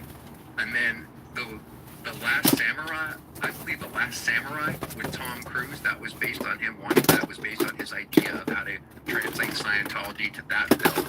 And then Phenomena was another one that you could say was definitely Scientology inspired. And when he says he got this script at the Fort Harrison Hotel and he started crying, I imagine he just was on his OT levels, and he's like, this is it. I can communicate Scientology to the world now. I cried so hard, I sobbed so hard, that I threw the script against the wall, and I sat there and sobbed for about 20 minutes, uncontrollably, because it was about greatness. It was about a person that was willing to love people in spite of reasons to hate them. It was about a person that was willing to take responsibility for all, even though he didn't need to. And those qualities were so magnificent to me, and it was so beautifully written, that I said, I have to do it. I said, I don't care what they pay me. I said, I don't care what it is. I have to do this part. And Fred said, calm down. We'll get it done. And I was chomping at the bit to play that, because it was so emotionally naked, and so few parts are so free to be emotionally naked. I think, well, before we run the trailer, I want to show you the theme of what is greatness, which he's talking about. I think actually John was just fantasizing about having his male co-stars naked. Yeah, it's about being a cause, and you notice he's talking about what is greatness. Again, the movie Phenomena is about being an OT, and he's describing what is greatness, which, if you're a Scientologist, you would know this reference, this policy, this bulletin inside and out. And I hate to make you have to watch this because it's a Scientology film, but if you're stoned or if you can get really loaded, it's actually really, really good. So check this out. This is what is greatness. I had this embedded in my head most of my life. This is word for word the Hubbard policy in script / quote unquote movie form.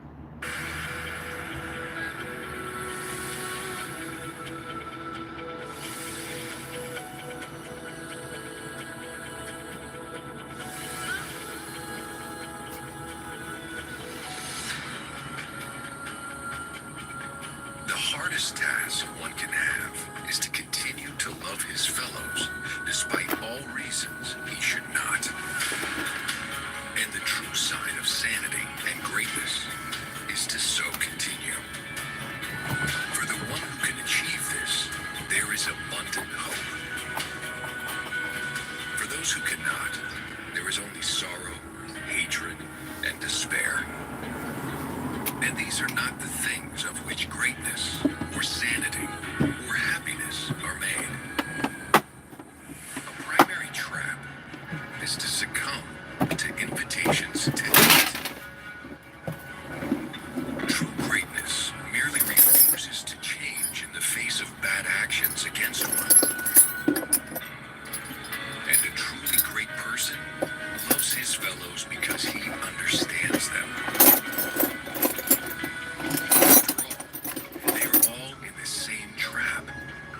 Some are oblivious of it. Some have gone mad because of it.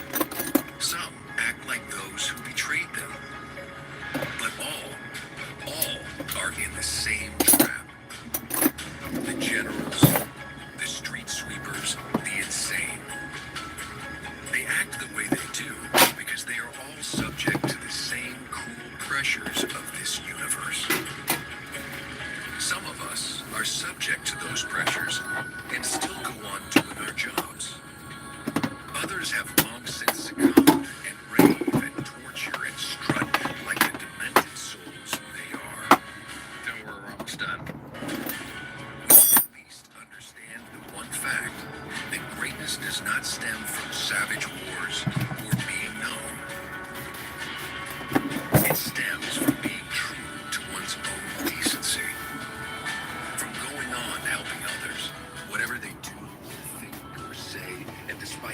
savage acts against one, but to persevere without changing one's basic attitude toward man. To that degree, true greatness depends upon total wisdom.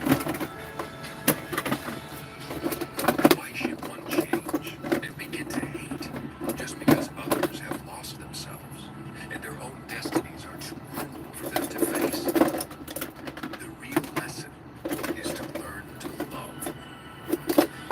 He who would walk scatheless through his days must learn this. Never use what is done to one as a basis for hatred. Never desire revenge.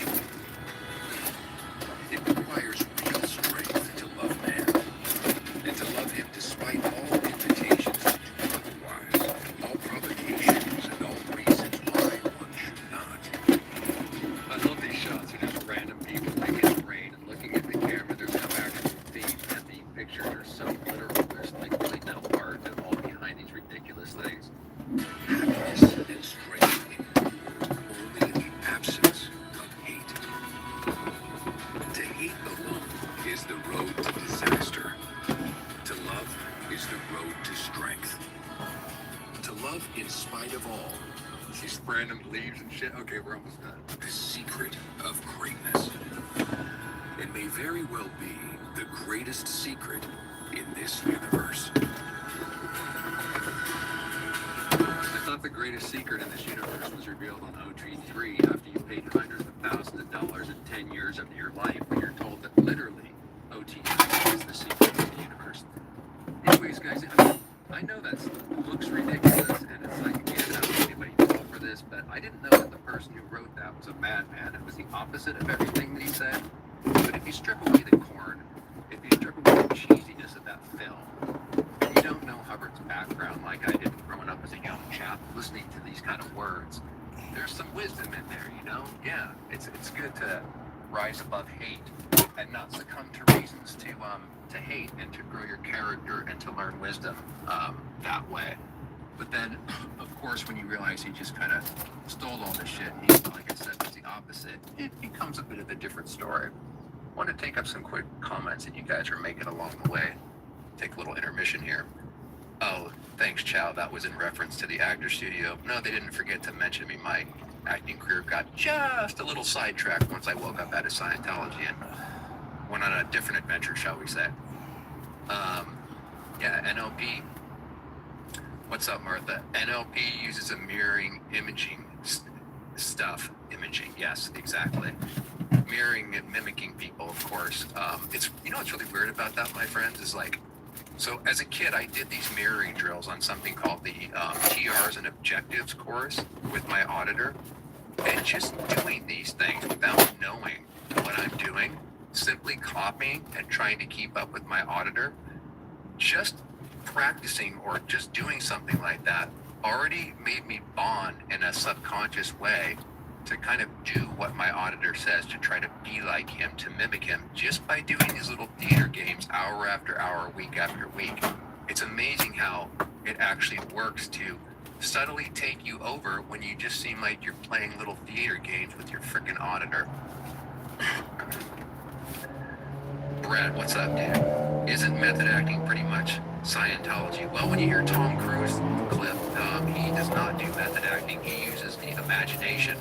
And method acting is supposedly using your real experiences, you know, like staying in character all freaking day or whatever, and having people address you as, you know, King Henry VIII or whatever on set all day and shit. I didn't personally do that, but it didn't have anything to do with it not being Scientology. But no, I would say that Scientology, and you'll, like I said, you'll hear Tom Cruise speak, method acting would be antipathetic because you don't want to re-stimulate the incidences in your reactive mind in order to be able to be an actor. And like I said, we'll hear about that shortly. Brad again. Like, isn't that what they push through brainwashing? I hear what you're saying. Yeah, I mean, everything in Scientology is about pushing through. They say the famous line is the way out is the way through. So yeah, you are traumatizing yourself, and I guess in a way you are method acting because you're reacting or re-experiencing things in your mind in Scientology auditing. But to since everything's contradictory too, the flip side of that is they say as an actor you should never re-stimulate or use real experiences, you should just use your imagination, which isn't bad advice. I actually like to do both. Anyways, thanks for that, Brad, yet again. Yeah, Jack Nicholson was the fucking bomb, yeah, he was, but also have you watched Wolf? I have, man, that movie's hilarious. Jack Nicholson just busts out playing Wolf. I guess you have to do one shitty movie. You know, you're forgiven because who knows, maybe he needed the money or work was tight, you know? But that movie is terrible.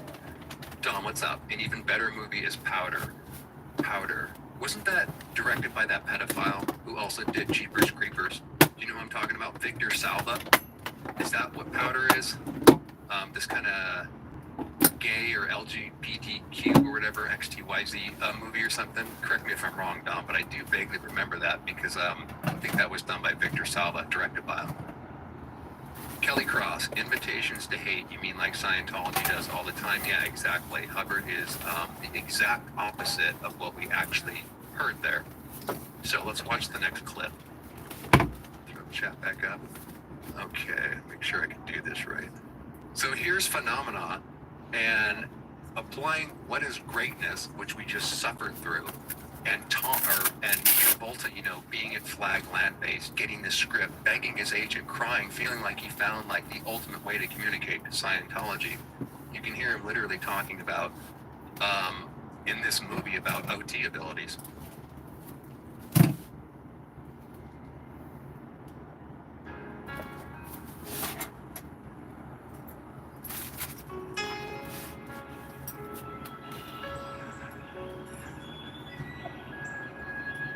I always said George Malley has something extra to offer this world.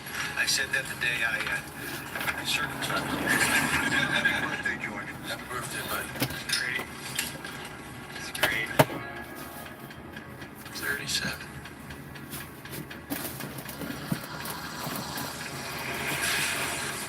Anybody see that? The light? There was a noise. Did you hear it? The man's inebriated. Not drunk. Can't sleep. And you?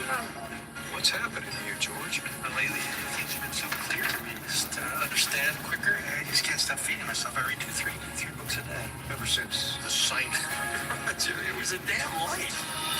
Imagine doing what others only dream of. Uma coisa para ficar melhor. George Malley, you learned the Portuguese language in 20 minutes? Not all of it. This is so Hubbard, by the way. I mean, just learning different languages, being able... There was this thing called the primary rundown, where you're told that you can learn any subject, and this is where you get...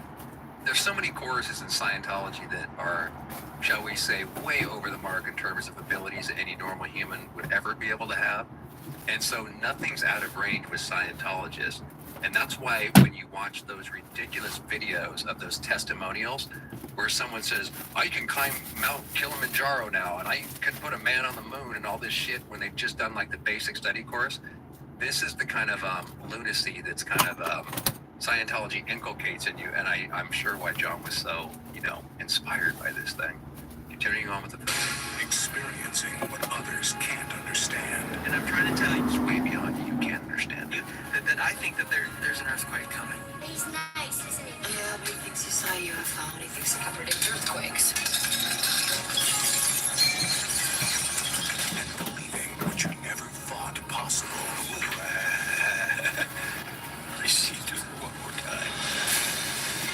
That's a damn mistake is what it is. It was supposed to happen to someone smart, but it didn't happen to me. They're watching me so closely. I think I scared them. You're not alone. People have been doing astounding things we can't explain.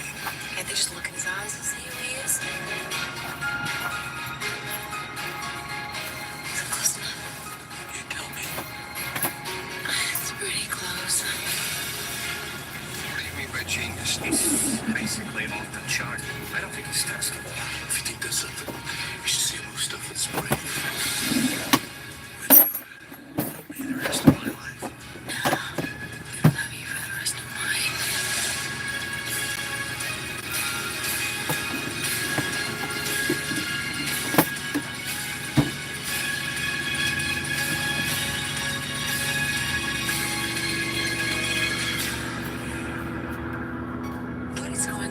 Robert? I don't know. Did any of you guys see that back in the day? What did you think of it? What do you think of it today? This next clip, I believe, is Tom Cruise breaking down one of the questions that somebody else had asked earlier about Scientology being method acting. I think this will help explain it. Actually, let me remove this. Damn it, I gave away the hint. I wanted you guys to try to guess what you're going to hear Tom and John spew to these actor studio members about the tech that's being applied. So let's listen to a question from an actor studio member. And also you'll notice when they go into their Scientology shit, these people have like no idea. You can just see their eyes glaze over, especially when John Travolta talks about the German government and how Bill Clinton should help them out. They have no idea kind of what they're saying, but you can see that they're absolutely in love and starry-eyed and kind of like hypnotized by no matter what Tom or John says, even though they say some pretty outlandish shit that you're about to see. All right, so here we go. My name's Seth. I'm a third-year actor. I wanted to thank you for your generosity and your energy tonight. As someone who's been in the business for a while, has the career that you have, and who's achieved the status that you've achieved in the industry, I'm very curious, where do you look for inspiration? It's the end of a long day and you need to come up with something. Where do you go? Now, let me see if I get this right. Because I want to... Are you saying that at the end of the day where it's not happening, where it's not going, where do I go to the well? Yeah. That... When I get to that place, you know, where it's just not happening, I go for a walk, first of all, and I look around. And then I just take it from the point of view of the character. I say, it ain't happening, you know. So from that, I go, well, that's interesting. And then I kind of explore that. That's not happening, you know. What? I feel whatever, you know, there's moments you What just are go, you talking just, about? it's numb. I don't go, it sucks. Blowing it, you know. I'm gonna blow it, I'm gonna cry, you know, this thing's not gonna work. I actually do the opposite. I try to get extroverted. Okay, before we get into the extroverted part, did you guys catch the fact that he talked about taking a walk? So, according to, I mean, that sounds innocent enough, right? Just taking a walk. But, let's apply the Scientology tech and see what he's actually talking about there. There's a very specific thing about taking a walk. So I guess if you're on set, you know, the director's like, can we hurry up and shoot? We have 5 minutes. And Tom's just like, excuse me, I need to go take a walk. But it's not just taking a walk, it's spotting things and all sorts of ridiculous stuff. So get a load of this shit. You guys can see that, okay? And if you can't, I'll just read it to you. I like having the chat up here and see what's going on with you guys. Really quick, too, on the pinned comment, or on some of the comments. JCH, are the Hollywood conspiracies real? Like where you have to do, quote, favors to get good acting roles? Well, the casting couch is real. And pedophilia, this is a good question. Pedophilia is rampant in Hollywood, and it depends on how high you want to go. I would say that it's like a cult, the higher that you go, or a secret society. So, you know, there is talk about like sacrifices and the Illuminati and everything. I would say it doesn't quite work like that. Like, it's not so exact, and I don't think anybody's in on a big conspiracy. But they look specifically like we've talked about before, and why a lot of actors come from cults is they like trauma-based mind control. That's why Britney Spears, Corey Haim, Corey Feldman, River Phoenix, and a whole bunch of young stars are basically used in a certain way by Hollywood. And then when they get older, they have a tendency, you know, stage mothers can push them out there and they can lose all their money, or they can often be sexually assaulted. I'll give you an example. Like, I don't know if you guys saw the movie My Truth, The Truth of Two Coreys or something like that. And Corey Feldman, I think he's pretty reliable. Now, mind you, he's been under trauma-based mind control, so he's kind of fucked up. But one of the allegations that he made, well, first of all, he said pedophilia is the big secret in Hollywood. I would personally totally agree with him, and it goes way beyond Harvey Weinstein. So yeah, in a certain way, you do have to kind of have what it takes, specifically to be traumatized or to be willing to be abused. I don't know how else to say it. Anyways, he accused Charlie Sheen of sexually assaulting Corey Haim, who since died of a drug overdose, not dissimilar to River Phoenix and a lot of stars who kind of lose their mind when they wake up in their 20s or 30s, and the compartments of their mind start to crack, and that's why Britney Spears, shaved her head and all this shit. This happens to star after star after star. Sorry to ramble, but the point being is that, yeah, it depends on what conspiracies you're talking about, and I don't know everything, like I said, but I was in Hollywood, I was in a cult, and that's why I won't go back to it, because it's a propaganda machine, and I just don't feel good about. I miss acting, man. It really actually stung, but particularly during the pandemic, I had a lot of chance to reassess what I want to do, and I can't, with a good heart, actually go back and contribute to, even though I love acting, being a part of that and hypnotizing. It's basically a propaganda machine is how I see Hollywood. So it kind of sucks to have found that out the hard way. I hope that kind of answered your question, but there's a lot more to say on that. And we'll do some videos on the stars that have been sexually assaulted and been through trauma-based mind control and stuff like that in future videos for sure. So thanks for that. Don, thanks. I didn't know that, so I do kind of remember this now. Powder is about a young kid who was found in the basement after his parents died, and he had really tremendous abilities. And also, was that speaking of conspiracies, that was directed by Victor Salva, right? Who's a pedophile, convicted pedophile, who's allowed to continue to work in Hollywood, and there's a whole story behind him as being atypical of kind of Hollywood. Grr, roar, what's up? This is devastatingly bad, holy shit. With Enya in the background, oh my god, you're talking about the Scientology video. Again, apologies, friends, to make you suffer through that shit. I didn't make it. Okay, found an innovation. I already saw that one. And one more before we roll on here to the next clip. The end phenomenon of Scientology is heartache and disconnection from Fat Cat's heaven. It's a funny moniker, by the way. Absolutely. It's exactly what it ends up in. God damn it, man. You just reminded me, Fat, of my pops, man. I still haven't processed the fact that he exited this world a few months ago as an OTA, and I've never really got to kind of resolve that. It's so weird, like not knowing your parents and seeing the alternative life that I was supposed to live, and then when Scientology came in our family, it was like living in an alternate reality where I wonder what life would have been like because the worlds were so fucking different. And I can never get back to what the life I was supposed to have lived because it just, like you said, it really does cause heartache and disconnection. It's just so evil. By the way, I heard Aaron say something on his video the other day where a cult, regardless of all the other definitions, if a group makes you disconnect from your family or choose from your family over other things, then it's a cult no matter what other definitions you add to it. I just really liked what he said about that because it's totally true. Okay, so let's get to the next clip here. Let me just make sure. Okay, so he was talking about, sorry for the ramble, but he was talking about taking a walk. And this is the Scientology version of taking a walk. So get a load of this shit.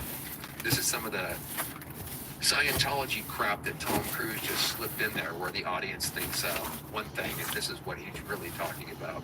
Taking a walk. There's a Scientology procedure known as take a walk.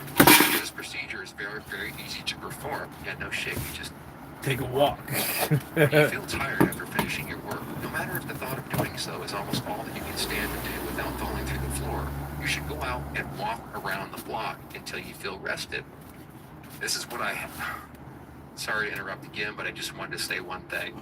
This is how I grew up, man. The very first thing that happened when I was a kid, when I was 9 years old, was my dad. I was trying to get into the house one day, and he just put his hands out and just stared at me.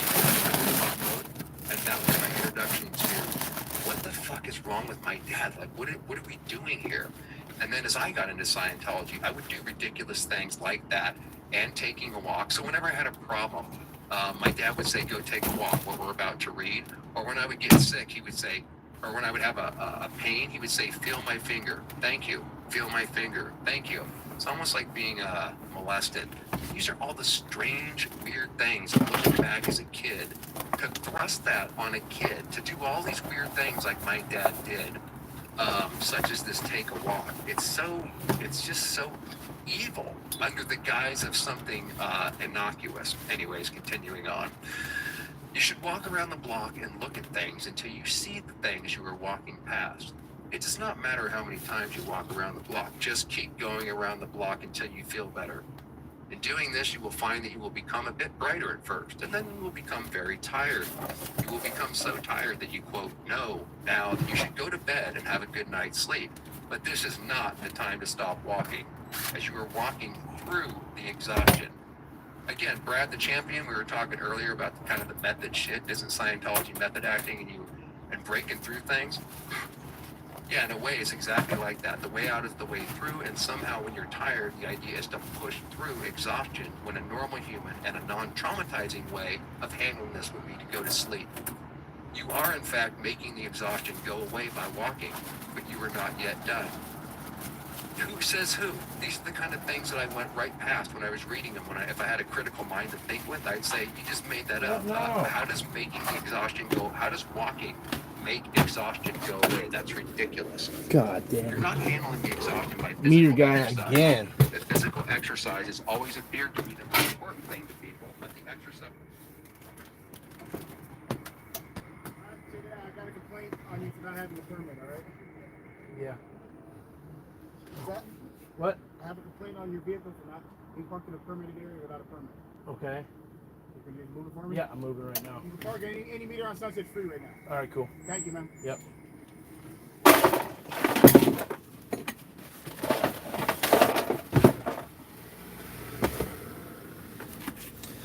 All right. Another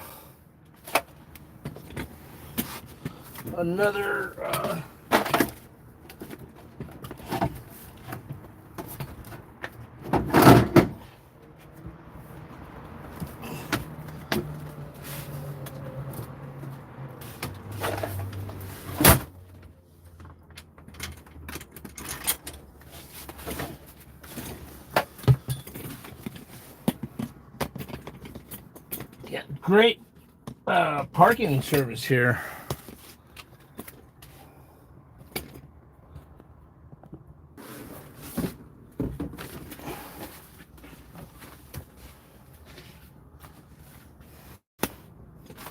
Normally it's 5 cruisers.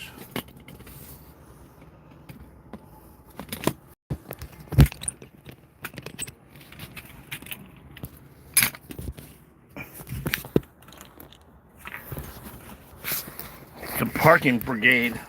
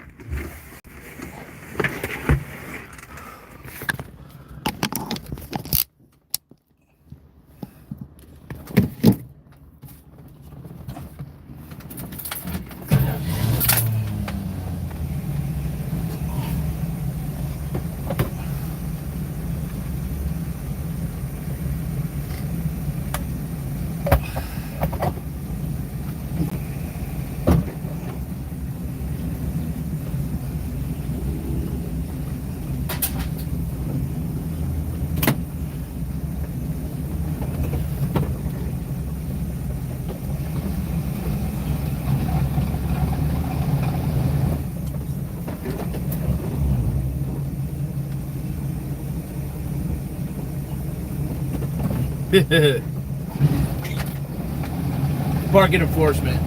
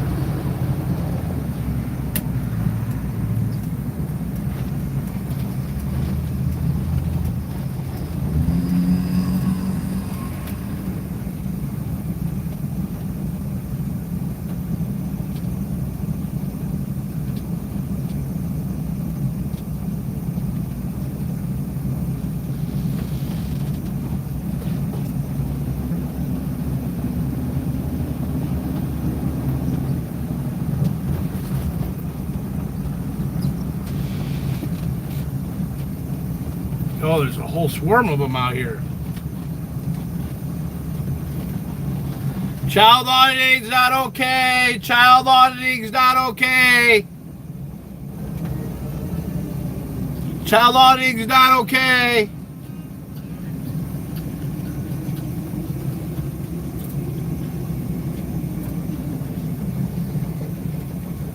Child auditing's not okay.